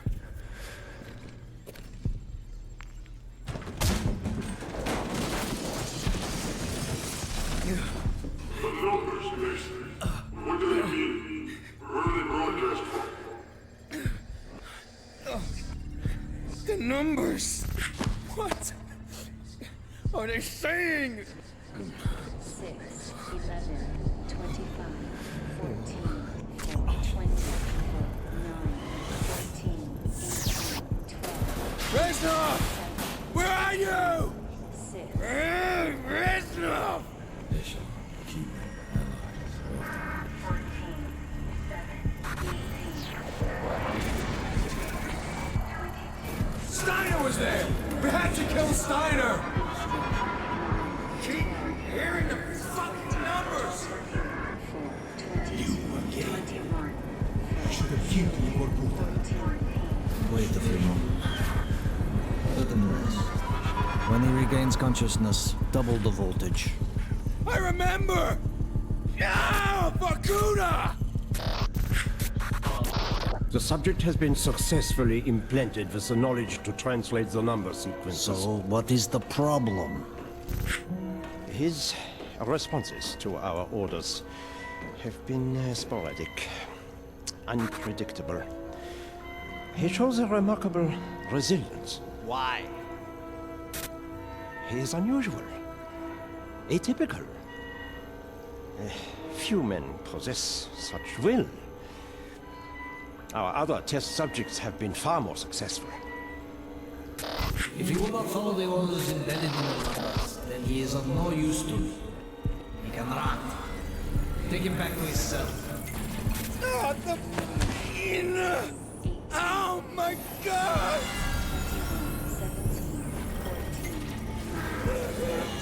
17,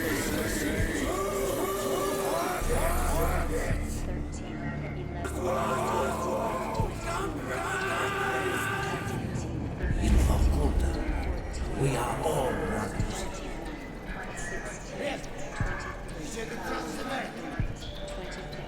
With my life.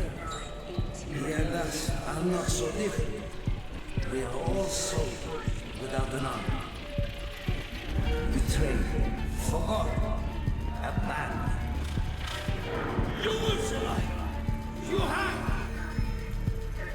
We are brothers, Liz.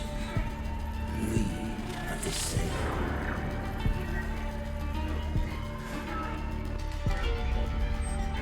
Kennedy. John. Fitzgerald. I'm told you are the best we have. We are in grave danger from the communists. Our very way of life is at risk.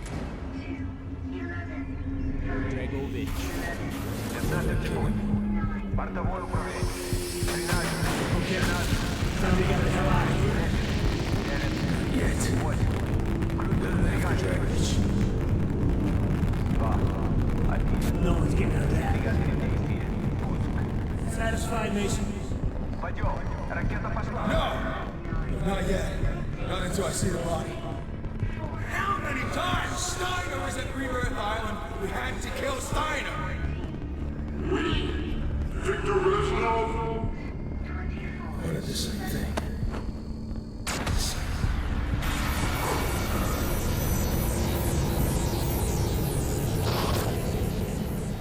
The pain is difficult, isn't it?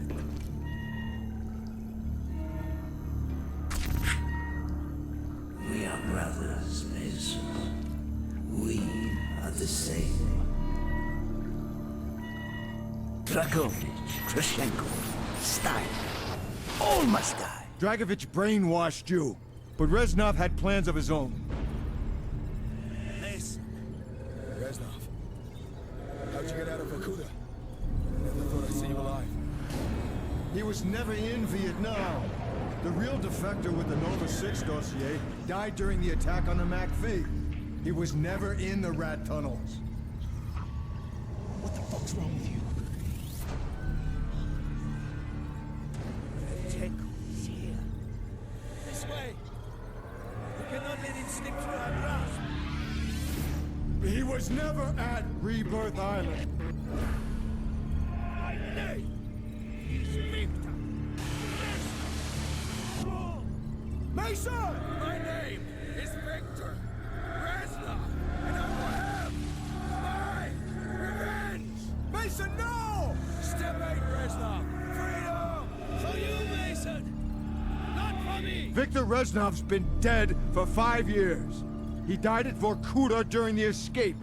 All the years you thought he was with you, that was just in your mind.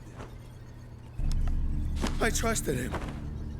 That's why it worked. It was their attempt at MKUltra.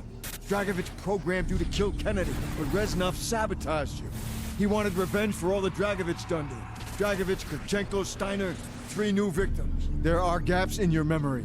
Periods where you went MIA and we couldn't account for you. But now that the brainwashing's been broken, all that lost time will come back. We need to leave. The Nova 6 strike is imminent. Hundreds of sleeper agents, hidden in every state capital, are about to unleash this poison on your own countrymen. When Steiner died, we lost our key to unlocking the location of number broadcasts. You were programmed at Vorkuta to translate the number codes. Only you can tell us what the codes mean. Nova 6 was just one of the sleeper operations, but I'm sure there were others. Ones we didn't even know about. We have the broadcasts. We play them to you over and over again for hours, but we haven't been able to break through your programming yet. Mason, this is our last shot. Listen, for God's sake, listen again. 21-7, 21-4-2, 14-3, 14-7, 18-13, 6, 22. Do with him what you wish, General. It's my gift to you, in honor of our new relationship. Vorkuta! You don't know what we did to you. The subject has been successfully implanted with the knowledge to translate the number sequences.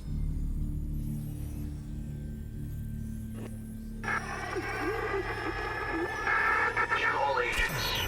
Our new allies in Cuba have graciously permitted the construction of a new And permanent broadcast station within their borders. From now until Project Nova's initiation, all instructions will be broadcast from the result. Our plan to strike at the very heart of the West is now in motion. Await further instructions. Do with him what you wish, General. It's my gift to you, in honor of our new relationship. In honor of our new relationship. Permanent broadcast station within their borders. All instructions will be broadcast from the result. I know where the number station is. It's a ship. I saw it a long time ago. The Rusalka. Where? Cuba.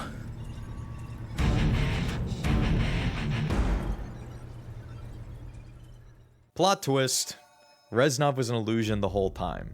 While in Vorkuta, Dragovich and the boys tried to brainwash Mason into a sleeper agent to assassinate President Kennedy, which explains how after Mason was reinstated, the closer he got to the president in the Pentagon, the more intense and psychedelic the numbers, visuals, and assassination hallucinations became. There's a chilling detail in the Pentagon scene that is just mind-bending. It takes place within the mission USDD earlier in the campaign. Mason begins suffering a hallucination while John F. Kennedy walks past the monitors on the wall. The screens begin flickering to footage from Kennedy's funeral, as well as Lee Harvey Oswald, his killer. This is trippy, as it melds reality into this game in a way that doesn't make any logical sense. Treyarch went above and beyond for this acid trip of a game storyline. Black Ops has one of the most fascinating and insane stories in the entirety of Call of Duty. We are brothers, Mason. We are the same. Dragovich, Krashenko, Stein, all must die. Reznov uncovered their brainwashing plans and implanted his own orders into Mason, sabotaging the already botched brainwashing attempts done by the Russians. Hudson is revealed to be Mason's pitch-shifted interrogator. Thanks to a psychedelic trip and a desperate fist to the face, Mason decoded his mental programming and uncovered the truth behind the numbers. Reznov never survived. After Vorkuta, what we see of him is just hallucinations, and the game drops tons of hints along the way that real keen players might have started to pick up on. Are these your men? Woods, Bowman. I am Nelson. What took you so long, Mason? That intel better be worth it. In the levels where Reznov appears, none of the characters ever acknowledge him. Swift in the rat tunnels is confused when Mason greets Reznov. And sometimes, when greeted by Reznov, we begin hearing the numbers. 21,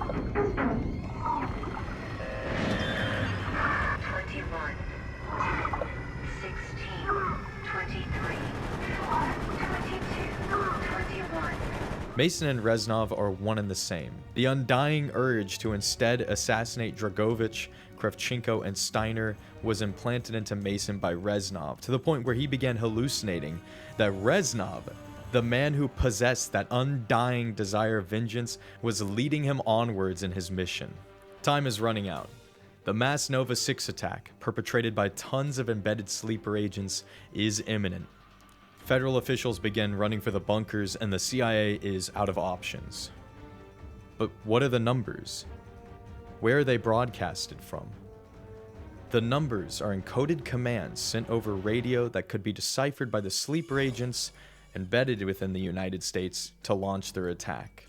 And Mason holds the only remaining key to locating the station that broadcasts them. Mason's forced to dig into his memory until he ultimately pieced together the location of the numbers station. It's underwater, operated from a Russian cargo ship off the coast of Cuba, the Rusalka. The same ship we see at the beginning of the game in Cuba.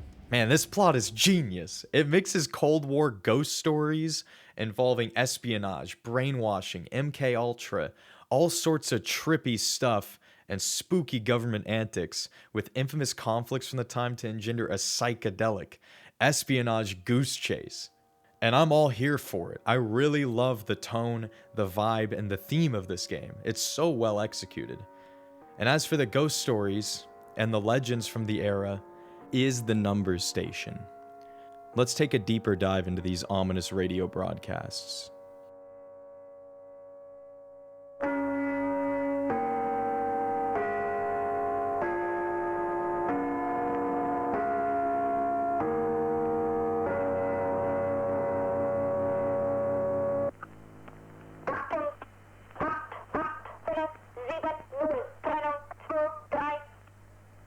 We don't know what the purpose of every numbers station is, but beginning in the First World War, mysterious radio broadcasts began popping up across the planet. In the Second World War, the Germans revolutionized encrypted messaging using their infamous Enigma machine.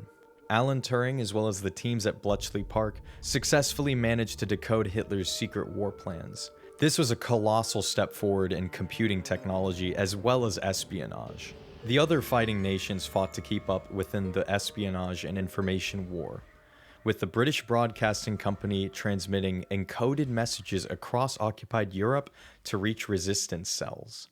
These simple systems of transmitting encoded messages ultimately spawned the numbers stations we recognize today. The numbers stations of the Cold War.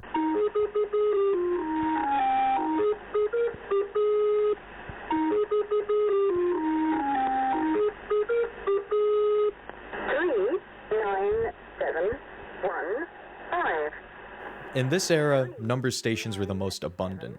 Germany, England, Russia, Cuba, the United States, numbers stations were everywhere. These stations played eerie audio and sometimes music. And when it comes to music, the selection was usually folk music. After these short little tunes or weird sound effects, human or oftentimes automated voices ominously read out strings of repeating numbers.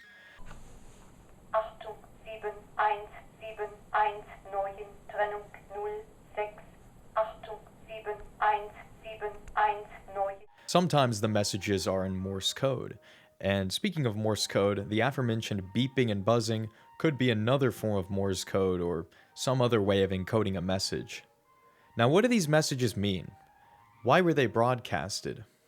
We touched on this some in the intro when we explained that they were used to contact undercover agents that are embedded in foreign nations, but we've since had some actual truths come out. A small handful of countries have since declassified documents that acknowledge their use of numbers stations for espionage, but most countries, including the biggest players in the Cold War, have avoided mentioning them entirely. It seems they prefer to keep these numbers stations as secret as possible. Regardless, many recordings have been captured and preserved of these suspicious broadcasts. The Connet Project is a 4-disc music album, and I use the term music album very loosely here. It consists entirely of recorded audio from numbers station transmissions. The Connet Project is quite famous within numbers station circles. In fact, I think I kind of want a copy of it. That's got to be like a really cool album to have, to say, hey, I got a numbers station album. What is it, 4 discs? It's got to be what, like $30? Here, let me check. Yeah, you can't be serious. $5,000. $5,000 for a 5-disc music album of all radio station recordings. And look at this. Look, if you buy that one, the last copy is worth $10,000. That's a used Honda Civic. That's ridiculous. If you want to listen to these yourself, just go on YouTube or check it out on iTunes.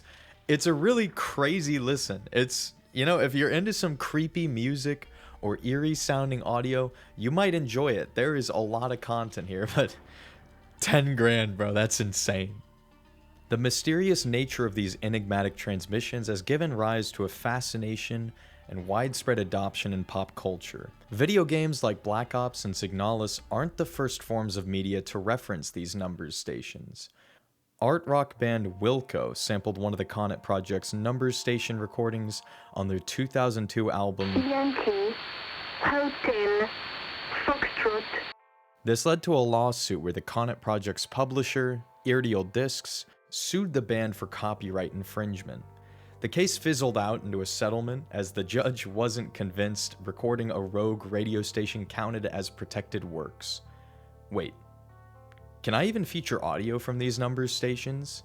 Well, fortunately, I haven't used any clippings from the Conet Project to avoid this problem. And even if I did, who even owns the rights to these broadcasts? Since they are allegedly owned by world governments, maybe they'll copyright strike this video. That is, if they're willing to admit they're running these numbers stations.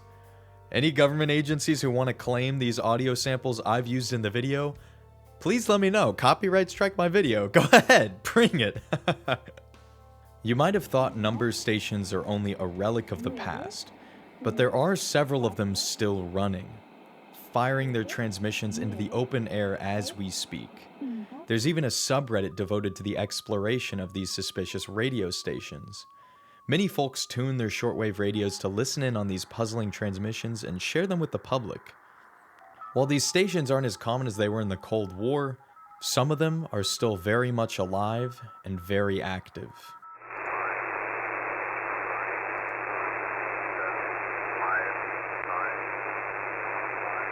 This is some really creepy stuff.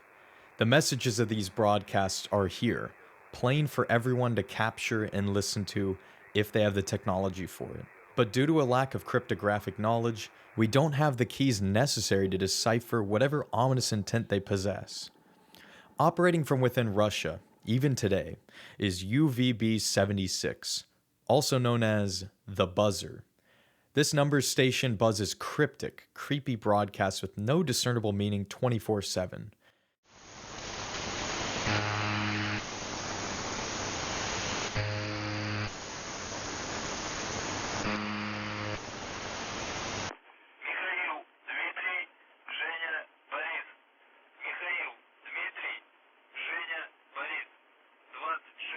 The Buzzer is the most infamous modern numbers station, and it garnered the public's attention when it became hijacked by pirates, blaring out all sorts of meme songs alongside its normal messaging. And as Russia invaded Ukraine, interest in this station, as well as other Russian number stations, spiked. They began sputtering mysterious Russian codes that have left the entire world mystified. What level do these stations play within the war? Do they send orders to Russian military units behind enemy lines? Do they communicate with Russian spies embedded all throughout Ukraine? There's no way of knowing. It is anyone's guess as to what the Buzzer and these other stations are up to. But most of the time, the Buzzer just, well, buzzes, non-stop, 24/7. And it's been doing this since the 1970s. Speaking of mysterious Russian radio stations is perhaps the most infamous of the Cold War Soviet megastructures, the Duga radar. Duga is a handful of now abandoned, almost alien structures left behind to rot within Ukraine. They resemble the appearance of giant scaffoldings stretching into the clouds. One of these dizzying arrays was erected at Chernobyl, another piece of Cold War history. This Duga radar station has since been nicknamed Russian Woodpecker, as it emitted a tapping noise of sorts over radio waves at all times throughout the Cold War.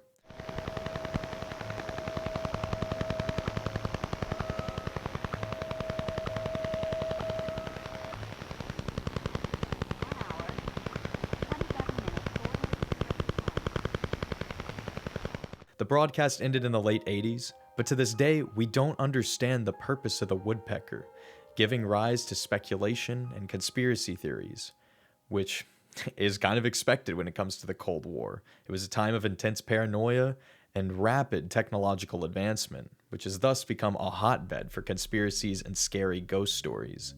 Soviet architecture and military megastructures like the Duga radar have blown up online and in pop culture. You probably recognize these album covers from Belarusian outfit Molkat Doma that feature the foreboding, oppressive practicality of communist architecture. Many similar structures are seen in Black Ops, including the Duga radar itself from the multiplayer map Grid.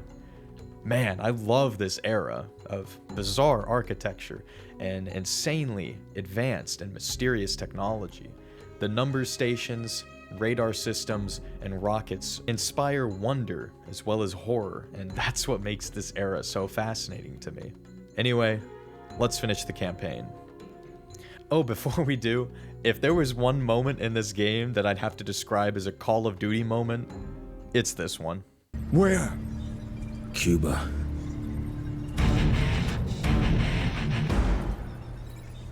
It's our duty to disable the numbers station, and together with Hudson and Weaver, we deploy via Hueys. Ain't much more. Mason, get us to the helipad. Roger that. Out of the chopper, jump. Go, go, go, go, go.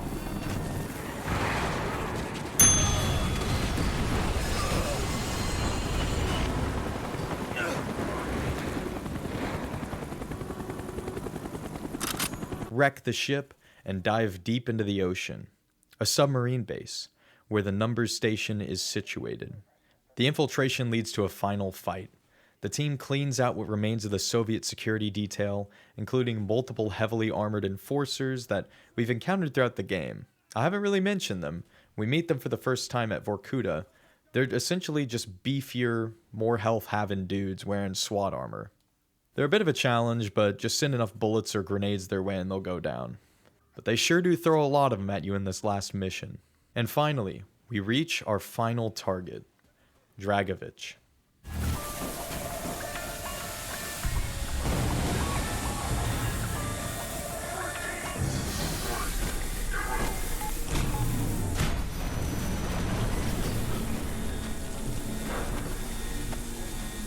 Dragovich. You should have been my finest agent. It would have all been so much simpler. Dragovich! Yes! I'm gonna kill you!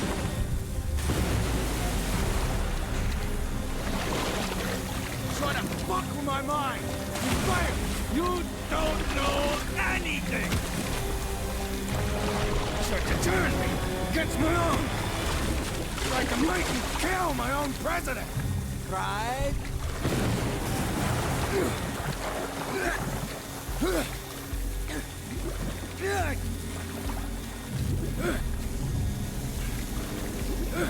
Come on, Mason!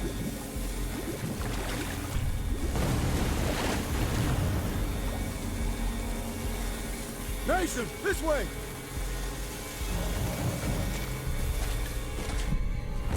Keep moving!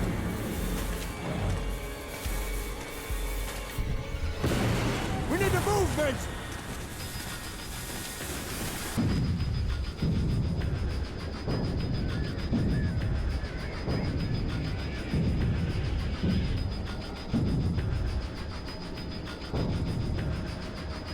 Mason. You did it, Mason. You did what I could not.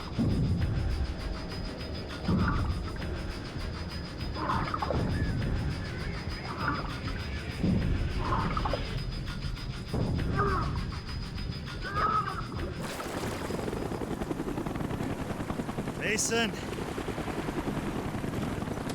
It is over. We won. For now.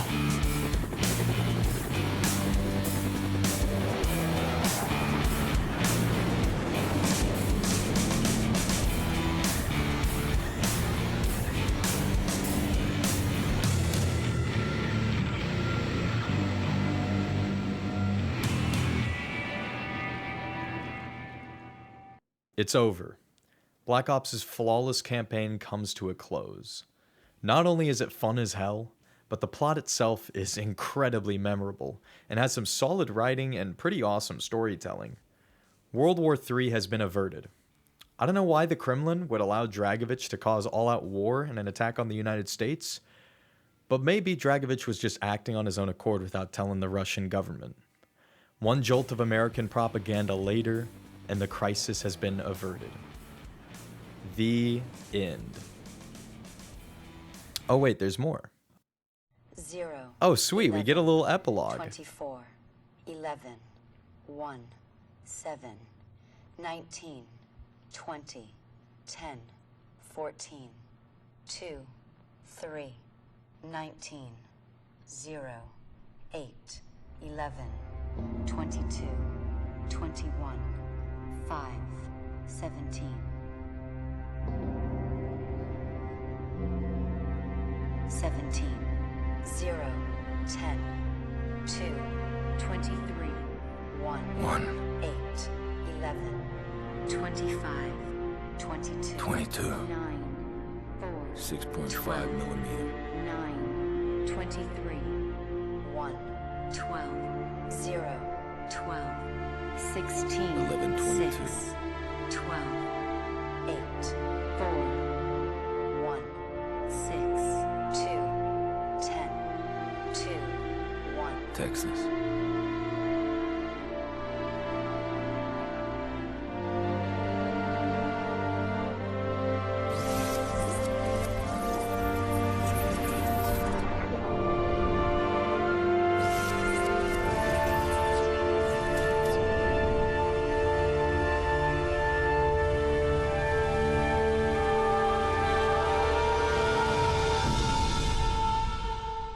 Ascension.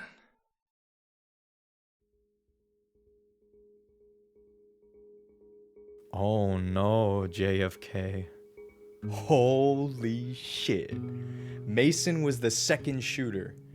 This part always gives me goosebumps when I rewatch it. It implicates the main protagonist in the game into the JFK assassination conspiracy theories. Unreal. This game is insane. And it makes sense considering there were times that Hudson admitted Mason went off the grid and was unaccounted for. So who knows? Maybe Mason actually did perpetrate this attack. And it's heavily implied considering in previous cutscenes you hear him mentioning that Oswald is compromised. He was Lee Harvey Oswald's backup. This is just nuts, bro. Alright, this is the best Call of Duty campaign we've ever gotten. Overall, the narrative and level designs are nearly perfect. It is an incredibly solid package. This is quality we will likely never see again from this franchise, and it blows my mind that this is in the same franchise as Modern Warfare 2019 and Modern Warfare 2.2 and Modern Warfare 3.2 and Cold War, and it doesn't work together. This was a different Treyarch. This is a Treyarch that was concerned with making an actually interesting game while still making it available for public audiences in the form of a Call of Duty game. It's not super complex, but it's interesting and enticing for those who like history, and also action-packed and enjoyable for those who just like some dumbed-down popcorn shooting. This is genius. But you saw the World at War video I did. You know this video is far from over. We still got 2 more game modes to talk about, starting with a fan favorite.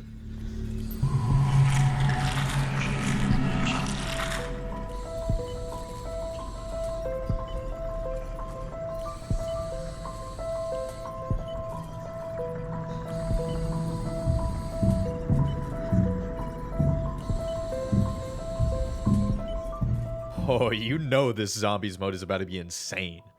The monitors flicker between shots of a zombie war between the army and the undead. Hudson then leaves the room and the infected begin beating on the interrogation glass. It's fucking awesome, dude.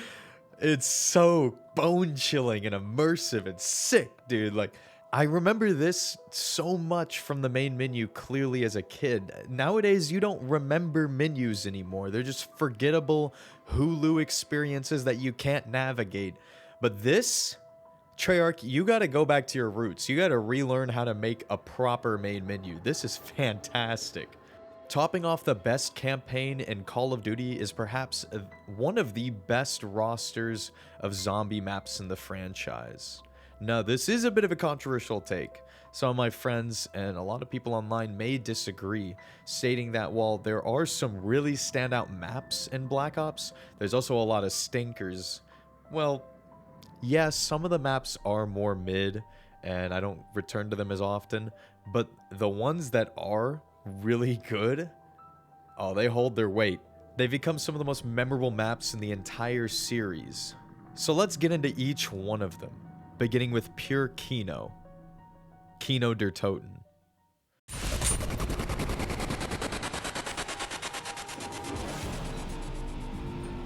He's suppressed. He's dark. We need to find the right. Before we start, I got an important question for you. Of the two personality types, which one are you? M14 or Olympia? There are no wrong answers, unless you pick the Olympia. Both guns are worth 500 points. The M14 is a marksman rifle with 8 rounds, hilariously, considering the magazine is, fits 20 in reality, and the Olympia is a double-barrel shotgun. Now, the M14 is more reliable. It's good at hitting headshots and getting reliable points early on in game, while the Olympia is pretty bad, but some folks actually prefer it. To the Olympia enjoyers in the crowd, I don't know what got into y'all's heads, but I kind of respect it. I mean, you willingly use a worse weapon and you somehow make it work. Both guns cost the same. You could buy the M14, but instead, you walk the righteous path most men don't dare tread. It's little decisions like this that are so loved in Zombies, because right off the bat, it's just you, a couple of windows that zombies are busting through, and your chrome-plated 1911. Like, this thing is the definition of chrome. Look at this pistol. It's so chrome. I kind of want to eat something off of it. And all that's in the room with you, aside from quick revive, are these two guns. It offers such an exciting and fun little start to what could be an insanely long Zombies match. Kino der Toten is the most remembered and most played map in the game. The Theater of the Dead. This unsettling, abandoned German theater is now overrun by the undead, and all the hallmarks of Derice return, now perfected. If someone wanted to ask me what Zombies is, this is the rudimentary, perfected, and simplest form of Zombies map we've ever gotten. This is the iconic 4 perks, teleporters, dog rounds, you name it, and this is why people love it so much. It is perhaps the best Zombies formula to exist, and it is arguably the best Zombies map to ever exist.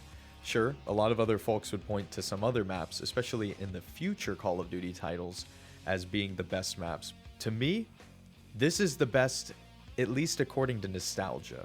I think nostalgically speaking, this is my favorite map. There's terrifying visuals, tons of Easter eggs, an iconic Easter egg metal song.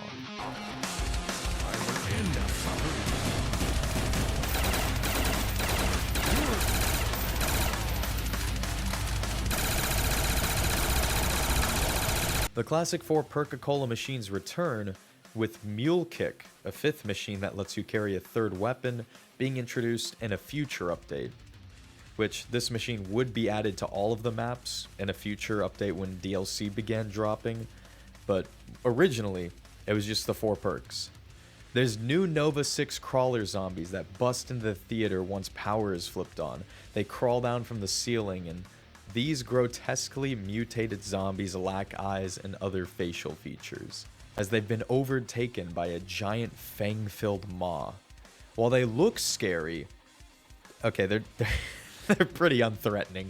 They're some of the least scary zombies in the entire game, but they add a bit of spice to the gameplay, where you're not just going to be aiming for direct headshots on zombie rounds, you're also going to have to aim down and divert your attention at your ankles, so you could pop the heads of these little bastards as well.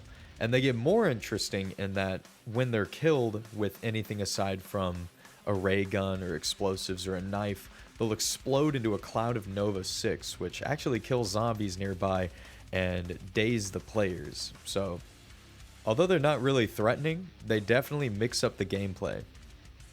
It's also interesting that they've tied Nova 6 from the campaign into the Zombies mode by implying that the gas weapon mutated these zombies into these horrifying freaks. Of course, you have the OG ray gun and the new thunder gun, otherwise known as the Moses cannon by my dad and I, for how it parts the seas of zombies. And speaking of, my dad and I, we would stay up hours into the late night, grinding up until like round 34, running a loop from the teleporter through the kitchen into the dressing room, back onto the stage and back again, over and over and over again, much to the chagrin of my mom, who just wanted to go to sleep. Sorry, Mom. But we never opened power through the alley because we're not amateurs. Hopefully she can forgive us for that one. This map is perfection, hot damn. It recaptures the eerie horror theme from World at War Zombies maps and plants it into a more refined gameplay experience. Like I said earlier, this has got to be the World at War Zombies formula perfected. Black Ops Zombies is way more enjoyable than World at War's zombie mode, thanks to some much needed gameplay improvements. It's a far smoother experience. You no longer get stuck on zombies. The engine, the movement, the gameplay, it all feels much smoother and less clunky. It feels notably better. Seriously, go play World at War, then jump to Black Ops. It's night and day. This dilapidated theater seems to harbor a sinister secret if you pay attention to the Easter eggs and you look at the details around the map. There's weird Nazi science and containers of human test subjects, which is just freaky. And then there's the secret tapes that you can grab after teleporting, where you can play audio logs from behind the scenes of the zombie infection and see some films of the zombies. And man, this map is just peak. There's so much to it between Easter eggs and high quality gameplay. This is just great. Like, we as a species did not deserve Kino der Toten. One interesting fact about Kino is it was actually supposed to be released for World at War, which seems pretty evident as the map is fairly similar to Der Riese and the other maps from that installment. So it seems Treyarch made up for that by launching Black Ops with a second Zombies map. For time and the world do not stand still. I said are certain to miss the future. Oh no, I missed that. Prime Minister Castro, this missile crisis was the last straw. We almost blew ourselves up. Now, we invited you here today... In good faith. In good faith. To sort this thing out. And why is he here? He lost. As I always say, forgive your enemies, but remember their names. That they're only a few generations. Sounds like someone breaking in. It's just a storm, Dick. Sit down. Oh my God! It appears the Pentagon has been breached. Zombies.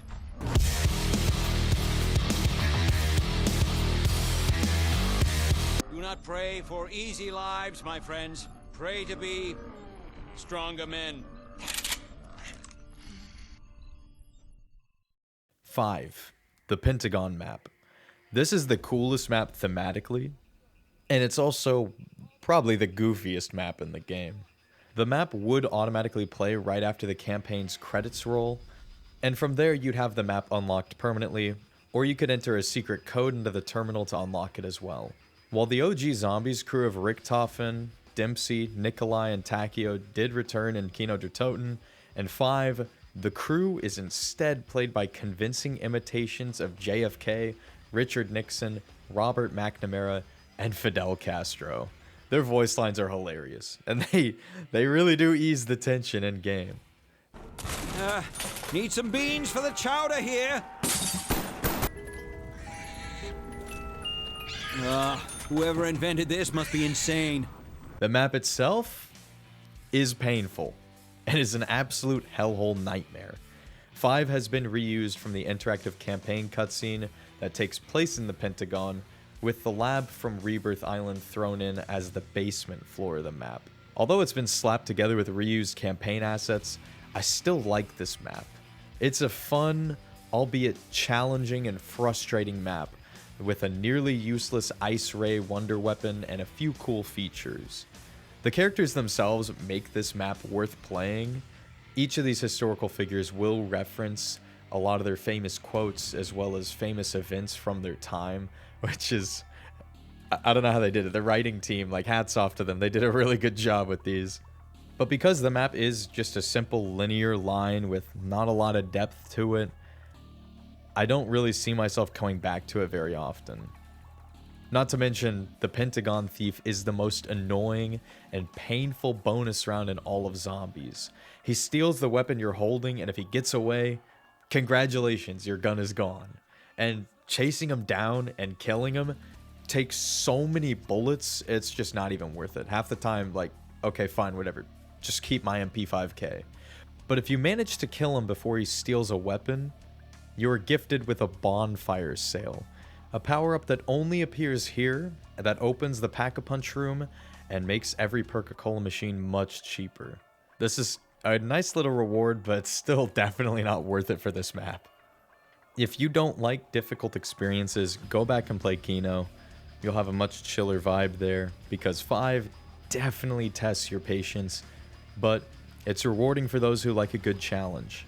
While World at War's Zombies mode is a small, self-contained story of 4 missions, at this point, I wouldn't put it past fans if they started to piece together that the narrative of Zombies as well as the experience itself was about to experience a massive step up. The Zombies crew have reached the Cosmodrome, and just in time before color was invented too. This invokes an obvious 50s horror nostalgia feel, and makes the map feel a touch creepier, as well as a little bit more unique. When I played this as a kid, I was like, bro, why is it black and white? I don't get it. It's kind of cool. I never would have expected Soviet science to make for such a horrifying setting, but they definitely accomplished it here. The abandoned facility is full of inexplicable devices and machinery. Undead scientists lurk these bleak halls amidst fire and flickering lights. And outside, eerie ambience can be heard from far into the desert in the distance.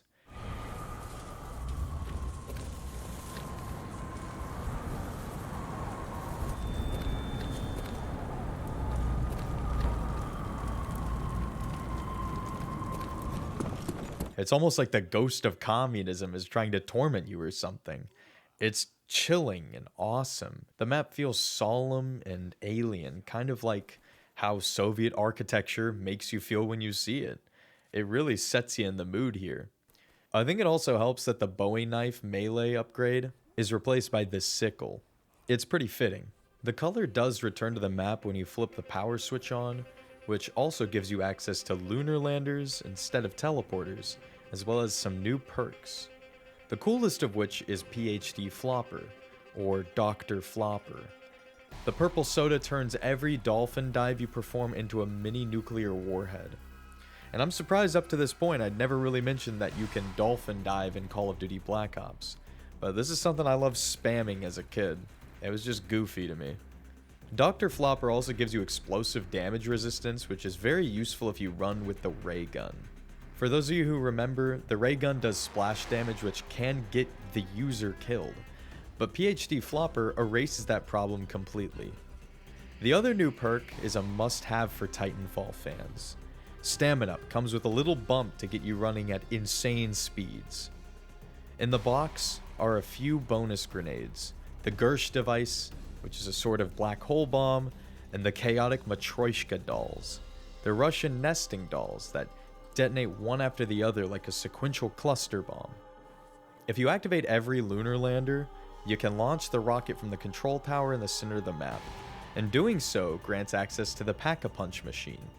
You can even destroy the rocket if you have enough firepower, which gives you a free double points power-up.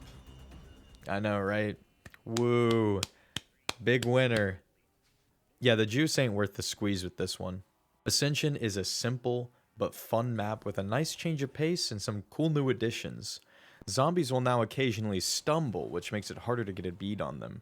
The only flaw with this map are the new space monkeys. They replaced the dog round, and they suck, and I hate them. Stop stealing my sodas, you little bastards. Years ago, I did research for a World War II movie. I came across some old Nazi documents. I couldn't believe what I was reading.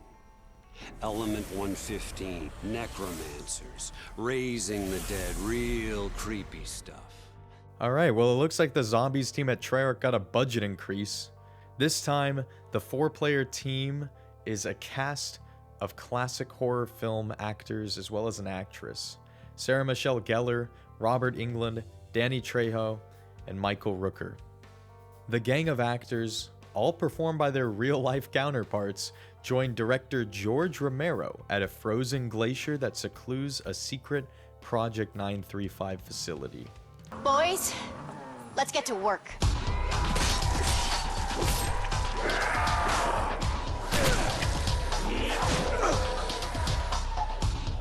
For God's sakes, he missed me again!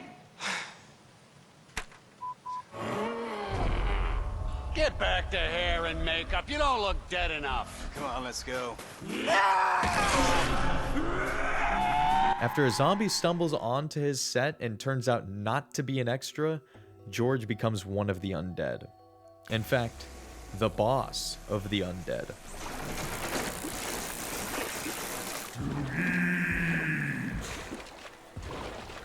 Okay, I gotta say it. I love Call of the Dead. This map is so good. It's a really good breath of fresh air compared to the previous maps.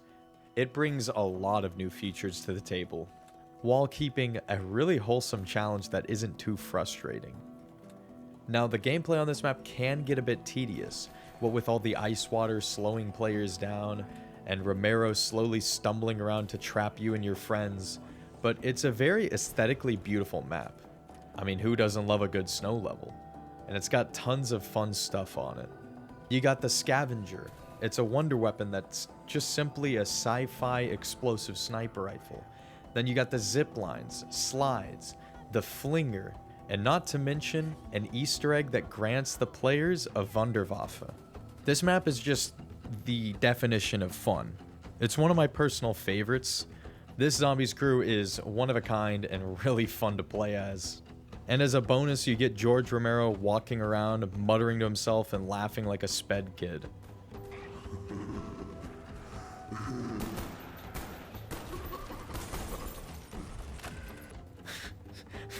Whenever my dad and I used to play this map, he used to mimic George Romero. He used to go, go, go, go. It was so funny. We'd just be running the box, trying to keep some crawlers alive, and we'd just hear Romero, "It's getting cold out here." This map had so much sauce.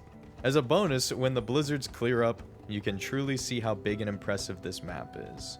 I suppose the only real flaws on this map include the VR-11, which is a nearly useless wonder weapon that turns zombies back into people, and you only get a few shots before it runs dry. It's a waste of inventory space.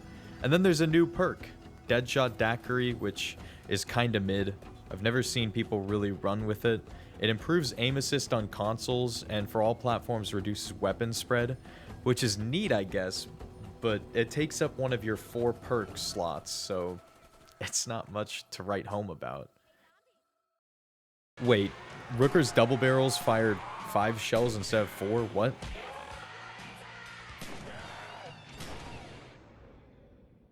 Ah, Shangri-La. The black sheep of the Black Ops Zombies maps. This one's a weird one. No new perks. The same OG cast we're used to. In reality, Shangri-La is the name given to a mythical paradise in Tibet's Kunlun Mountains. Of course, it's fiction. Shangri-La inspired much intrigue from its feature in old novels, but the place isn't real, much like its Zombies counterpart. A jungle temple full of Indiana Jones-style traps. This map is very difficult, much like 5, but unlike 5, it isn't just claustrophobic, but also very intricate and complicated, full of all these traps, hazards, puzzles, and new boss zombies that serve to skyrocket the challenge. I guess the only good part of Shangri-La I actually like are the boss zombies. The explosive zombie is intimidating and throws a monkey wrench into the equation, making survival more fun and difficult. And the wind zombie? The one that screams real loud? Yeah, that guy, he's alright, I guess. Sure, he's kind of cool. Also, jungle monkeys will snatch your power-ups, which, while annoying at first, you will learn while a power-up is in a monkey's hands, it shuffles. So if you're a skilled gamer, you can kill the monkey to try to force it to reshuffle your power-up into a power-up of your choice. If you're not riding the minecart and the water slide over and over, you're basically as good as dead on this map. There are no good camping spots on Shangri-La.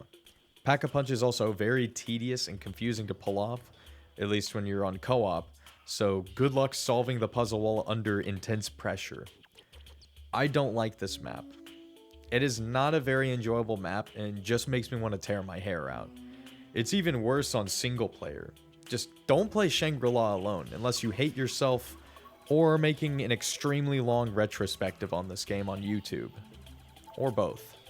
Despite all these problems, there are some things I do like in Shangri-La.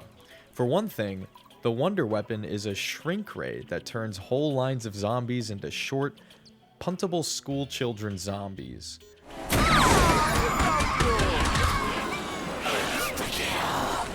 That aside, the 3179 JGB 215 is a good and very fun wonder weapon. I didn't remember much of it as a kid because I didn't play this map often, but using it, especially after pack-a-punching it, man, all you gotta do is zap a train of zombies and walk into them to paint the walls red. Also, the name of this gun is actually coordinates.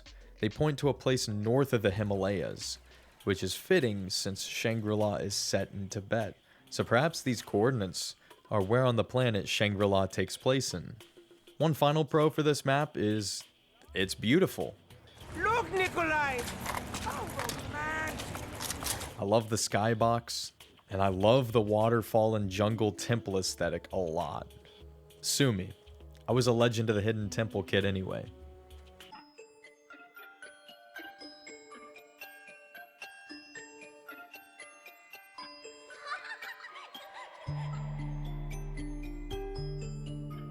This is the final map in the epic Black Ops Zombies anthology. Looking back at those 4 simple World at War maps makes Moon feel like it came from, well, outer space. I got no better explanation. Moon is challenging, much like Shangri-La. You start in Area 51, knifing as many zombies as you can next to a pack-a-punch machine before they all go ape when alarms start blaring. A teleporter promises salvation and a return to the standard fare of round-based zombies fighting. But it also sends you to the moon, with no oxygen. Moon is a difficult map, but not because of a lack of open space. The biodome provides plenty of training room. Instead, Moon is difficult based on how much you have to juggle. Getting set up on Moon feels like a 9 to 5. That astronaut that leaps around trying to headbutt you and steal your perks is annoying. The lack of gravity in parts of the map is annoying. Putting on and taking off your oxygen mask in different parts of the map and swapping it out to store other inventory items is annoying. Then there are the giant excavators that threaten to break the map for everyone if you don't find a hacker tool and hack them before it's too late, which is annoying. Don't forget about the Nova crawlers that spawn and teleport around, but only appear in some of the rooms. I heard you like Juggernog and Speed Cola, the best perks in Zombies. Well, too bad they're randomly selected and placed back down on Earth in Area 51, and you have to teleport back there just to pack a punch and hope and pray you get the perk you want. If you happen to go down with Juggernog, good luck getting it back again. You gotta roll the dice just hoping and praying that it's down on Area 51 when you go back.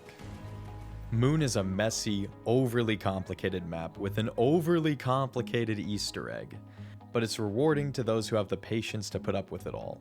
The Easter egg of launching a doomsday rocket that destroys the Earth while putting Richtofen in charge of the zombies is pretty insane. I also love that they chose such a ridiculous setting. I think it's fitting that the Cold War era Call of Duty, one with such a focus on rockets and the space race, ends its zombies mode on the moon itself.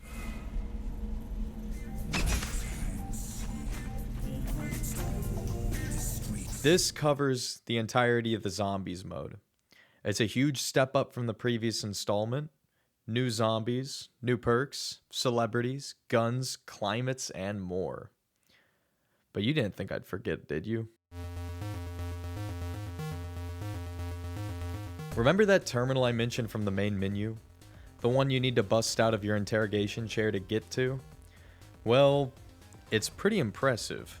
So far, you've seen how complete of a package this game is. Well, this terminal hides access not just to a text adventure and bonus content, but also a fully fledged minigame. Input the DOA command to unlock Dead Ops Arcade. This is an addictive, surprisingly dense top-down twin-stick arcade shooter. Many weapons from Zombies return here, alongside a slew of power-ups, and even some vehicles like a tank and a helicopter. It surprises me how much content is jammed into this little Easter egg bonus mode. And there's even a ton of new enemies too. It blows my mind that Dead Ops exists in a Call of Duty title already bursting with so much content. It's like legitimately impressive, and apparently you can actually beat this mode, of which I was never able to, because in the high rounds it gets really difficult. And that's Black Ops Zombies, a mode so iconic, full of so many fun maps, as well as some controversial ones. The memes, the nostalgia, 2000s kids all collectively remember running Kino with the boys. Others hopped into online lobbies and partnered up with complete strangers. I remember doing just that on 5 to learn how to activate the Pack-a-Punch room using the DEFCON switches. Then there was another session where I joined some total strangers and completed the Call of the Dead Easter egg for a few hours. I was 11 back then. I had no idea there was an Easter egg in this map, and these guys were on voice chat just going, "Here, you, go hit that switch, go turn that steering wheel." The community back then was so tightly knit and so friendly, it was amazing. As soon as a new Zombies map released, all of the community would put their best minds together to try and crack the codes, puzzles, and the gameplay itself, in an attempt to share it with each other and enjoy Zombies even more. I loved Black Ops Zombies so much. I remember even making a remake of Kino der Toten in Halo Reach's Forge mode, with a working mystery box. Well, rather, a deployable shield that, when broken, would allow a gravity lift to spew out a ton of Halo power weapons all over the place. While writing this sentence, I realized how solid the 2000s to 2010s was for first-person shooters and console gaming. It was the golden age of high-quality AAA historical and sci-fi shooters, and Zombies itself exemplifies this. Although the maps themselves cost money, they were packaged with some high-quality multiplayer maps too. This Horde mode had no right to go so hard. The gameplay is smooth and addicting. The risk-reward decisions, gambling on the box, variety of playstyles and locales, Zombies could nearly be a standalone game. And it was, on mobile phones. I used to play Kino der Toten on my iPod Touch and run Doris over Bluetooth with my brother on long road trips. The inclusion of Zombies on mobile was so peak. Until Activision, for some reason, removed both World at War and Black Ops Zombies from the App Store. Why, Activision? Why, bro? The big pitfall with Black Ops' Zombies mode is seen in the later two maps.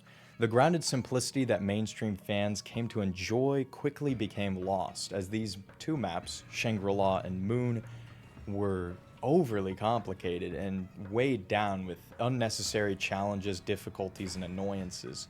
Shangri-La was so confusing, most players simply passed on it.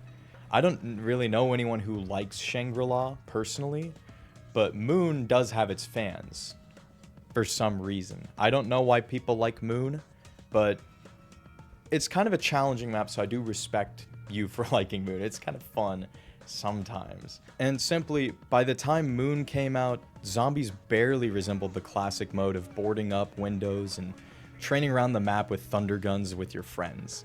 It became an overly complex test that was just too much at times for casual players and folks that just wanted to unwind. I still kind of like Moon. I like the challenge to it. The wonder weapon is awesome. You know, the wave gun, it's pretty sick. How you split the two pistols and put them together to make a super weapon.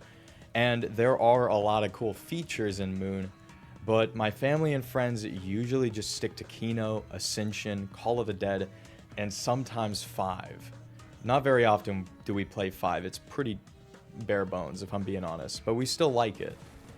These latter 2 maps were just so overburdened with complexities that they became a chore to play on and weren't fun for us. It wasn't too difficult to learn them, we totally could have picked it up. In my footage, you can see I'm doing pretty dang good in Shangri-La. I'm not going to say the same about my Moon playthroughs, but it's just not as enjoyable as the simpler maps that you just pick up and play with your family and friends. I still appreciate these complex maps for what they attempted to do, but with these 2 maps, and with Black Ops 2 starting off with the mind-bogglingly terrible transit map, the golden age of zombies would slide downwards into a quagmire of irrelevancy. Well, for some time. Zombies would return to even grander heights soon, but we'll have to get to that soon.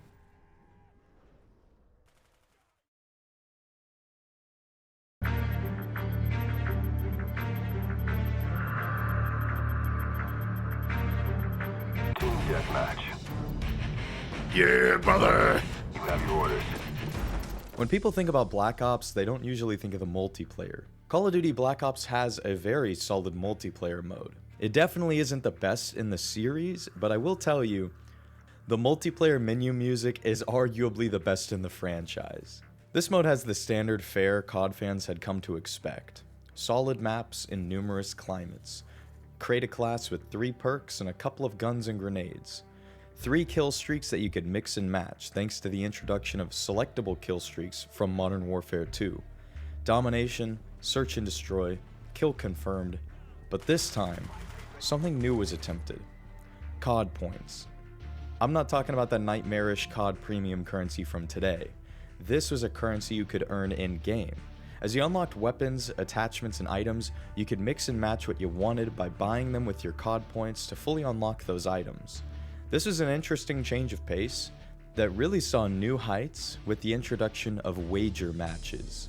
These playlists, these had the most legendary modes: Sticks and Stones, One in the Chamber, Sharpshooter, and the Instant Hood classic, Gun Game. All of these zany modes were introduced for this playlist, which required players to place bets using their COD points in order to try their hand at winning the full pot. It was a gambler's paradise full of all these awesome party modes. I spent probably over half my time in online multiplayer in wager matches. I freaking loved it because as a young child, like most Christian boys, I loved gambling, and I always will. Seriously, we need gambling in pretty much every game. I want some form of currency that I could go all in on. Anytime there's a casino in a game, I'm there. And Black Ops was special for this. And there were even some sub-playlists. Weekend Gambler and High Roller offered higher stakes for those slot machine crackheads. But alas, because Black Ops is so old, it is largely abandoned. I could not find any servers running wager matches in the Big 25. It is truly tragic, man. I did play multiplayer through Plutonium, which offered a handful of servers, but not many folks are online nowadays. The things I would give to go back and be in the money again. I miss those days. Do you remember when I said wager matches were extinct? Well, that was a month ago when I started this video. Recently, I found a single Gun Game 24/7 server running in the Plutonium server browser. And it's peak, I'm afraid. Gun Game. Granted, there were some bots filling the lobby, and much of Plutonium's servers across multiple COD games have tons of bots running around to fill out those smaller lobbies, but I personally don't mind it that much. It's still so good to play these old classics once again, and it's insane that these wager matches have become so iconic. Gun Game, Sticks and Stones, and One in the Chamber are so simple and easy to pick up while offering a very engaging challenge. These modes are a cathartic race against the clock, and each one of them is simply perfection. While we're on the topic of the more unique modes Black Ops brought to the table, a new weapon category entered Call of Duty for the first time: the special weapons category, which will return many times up into modern Call of Duty. And Black Ops, we have the explosive crossbow and the ballistic knife. Both are silly weapons that have earned their place in the Call of Duty Hall of Fame. Alongside the throwing knives and tomahawks that are usually just used by players to humiliate and show off. Although the ballistic knife in this game never existed, similar spring-loaded knife launchers have existed in our time, but they're nothing like the one presented in this game. They're much more archaic and less useful. Oh, what? After playing the recent Black Ops 6, I find I prefer the addictive gameplay of the original Black Ops. It instantly clicks in a way Black Ops 6 fails to. It's simpler, but has much more going for it, considering there's no skill-based matchmaking and no over-intrusive microtransaction store. There's no battle royale, there's no tired modes and minimal quality maps. All the maps in this game are actually really good. You boot up the game, play, and unlock everything through standard COD progression. And speaking of progression, adding to the top secret Black Ops theme are the classified cosmetics and weapons. The last weapon of every category is hidden with a classified label. These include some rather experimental and advanced firearms for the time, like the G11, a prototype German rifle that fires caseless ammunition, which for you non-gun nuts out there is very bizarre, exotic, and advanced. Some face paints remain hidden as well until you unlock them by prestiging multiple times, and they never really reuse this in the future. Overall, this multiplayer mode is very top-notch. Sure, it's not remembered as much as the other titles in the franchise, but it brings a ton of new things to the table, including some staple modes. Gun Game and Sticks and Stones would become cult classics and be carried throughout the franchise. Black Ops even introduced the most iconic COD map of all time, Nuketown, the nuclear testing town based off the many dummy towns the US government threw together for making radioactive crater digging more fun. Treyarch also catered to the community side of this game. We had the introduction of a film replay mode with a file share, similar to Halo 3, as well as custom emblem creation, a feature that was appreciated, but led to some of the most vile and cursed pictures to ever grace the kill cam screen. You could even paste your horrific emblems onto your gun if you felt like it. I have a nostalgic soft spot for this multiplayer. It may not have been the best in the series, but it went above and beyond to add some new features and have a solid roster of maps and modes. Now that it's the 2020s, it's very fascinating to examine the setting from this game. Although it is a sequel to the most historically accurate Call of Duty game of the golden age of this franchise, it takes generous liberties to tell a spy thriller story that doesn't quite measure up perfectly to authenticity. Yet still, the imagery and use of historical footage help ground this game in the most tense moments of the Cold War. Displaying history as faithfully as possible is paramount when telling historical war games. It's crucial that entertainment dealing with the touchy subject matter of war respects the experiences of the men and women who served, as well as those who suffered the consequences of warfare either directly or indirectly. Black Ops meets a lot of this criteria, and though more Hollywood style and less realistic than World at War, I do appreciate its attempts to capture the events of the Cold War alongside its alternate history timeline seen in Zombies. Last Call of Duty video, I shared a World War II story from my family's perspective that seemed to really resonate with you guys. Y'all dropped probably about 100 comments detailing your family members or friends' personal experiences in combat in both World War II and other conflicts, and to be honest with you, it was really awesome getting those comments. So thank you guys for sharing these events. It was wholesome and pretty heartwarming to see on a gaming video. Tons of folks in the comments dropping all sorts of love for the video and sharing their own nostalgia for Call of Duty World at War. But it was even better seeing the whole community connect the game with their own personal experiences. Considering you guys liked that story from the last video, I'm going to share another one with you right now. 13 December, 30 miles west of Pleiku. Two scenes of F-4Cs in strafing attacks on a forested infiltration route. They pump roughly about 500 gallons a minute. Aircraft carries 24 750-pounders. 1.5 left set. 26. That's when Crabber's checked and down. Vietnam, 1972. An ugly war muddied by confusion and guerrilla warfare. America was in too deep, hopelessly over-involved in a conflict that could not be resolved through conventional means. Anti-war protests amplified. The American government saw the writing on the wall. They had to close out the conflict and fast, end the violence, and bring their young men home.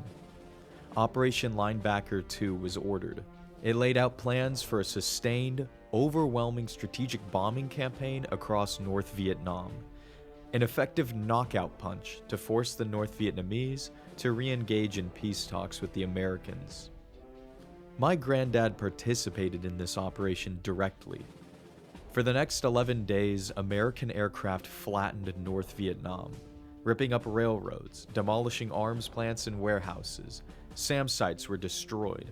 The power infrastructure was nearly completely annihilated, as 80% of North Vietnam's electrical power production was disintegrated. The communists were left reeling by the dropping of over 20,000 bombs assisted by multi-role fighter aircraft. This alone should describe how sublime and terrifying war is. The fact that one nation could even field this level of explosive devastation is unnerving.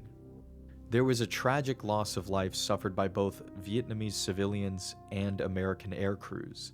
Poor planning from the Americans had the same flight paths being repeated for the first 3 days, which ultimately allowed the limited North Vietnamese air defenses to predict where American aircraft would be on the third day of the operation, which ultimately led to this day being the bloodiest for American air crews. Despite this, the pandemonium and devastation ultimately forced North Vietnam to agree to a peace settlement. Their forces withdrew from South Vietnam, and the Americans came home.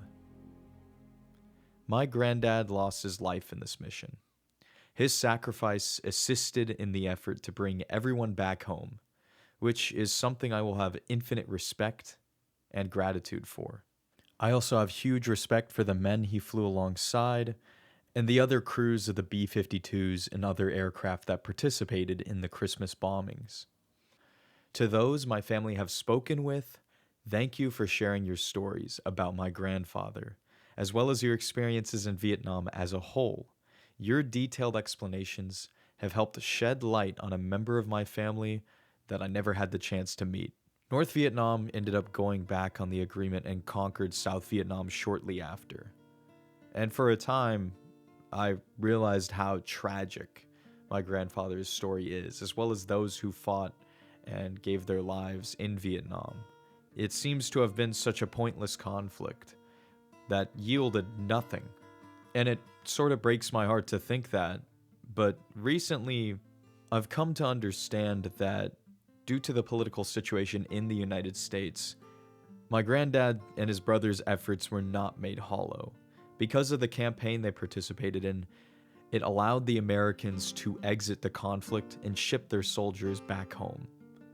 His efforts were not made hollow, and he did fight for something.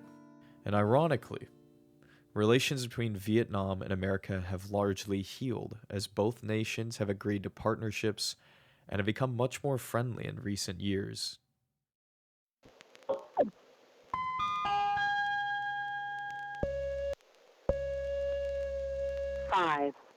Five, 7, 2, 1.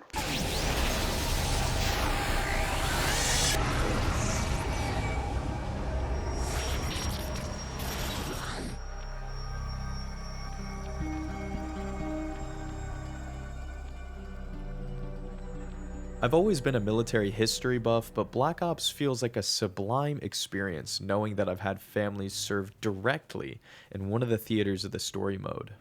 The irony of war games seems to be what I like most about them, the fact that something so horrible and something so dreadful can be told through an interactive and frequently entertaining medium.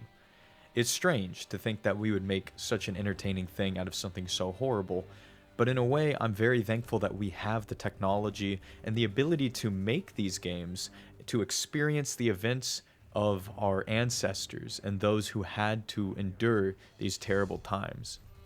In a way, these games, even when they're not as historically accurate, can be very sobering and very educational in ways that text and classes can't do justice to. That's not to say you should just learn all your history and military history through video games, but it's to say that historical and war games are a very good tool for enforcing memorization, because you actively experience and learn to memorize some of the equipment, events, tools, and appearance of these events. And this is another reason why I appreciate these historical war games. Although they're not totally accurate, they allow the public to get engaged with dreadful and oftentimes graphic events from our history, so that we have a greater knowledge on how terrible war actually can be. That way we can hopefully have a better chance of avoiding wars in the future. All in all, Black Ops is an absolute banger of a game. It has a surprisingly diverse pool of content and does a very good job telling an interesting spy thriller set in the Cold War.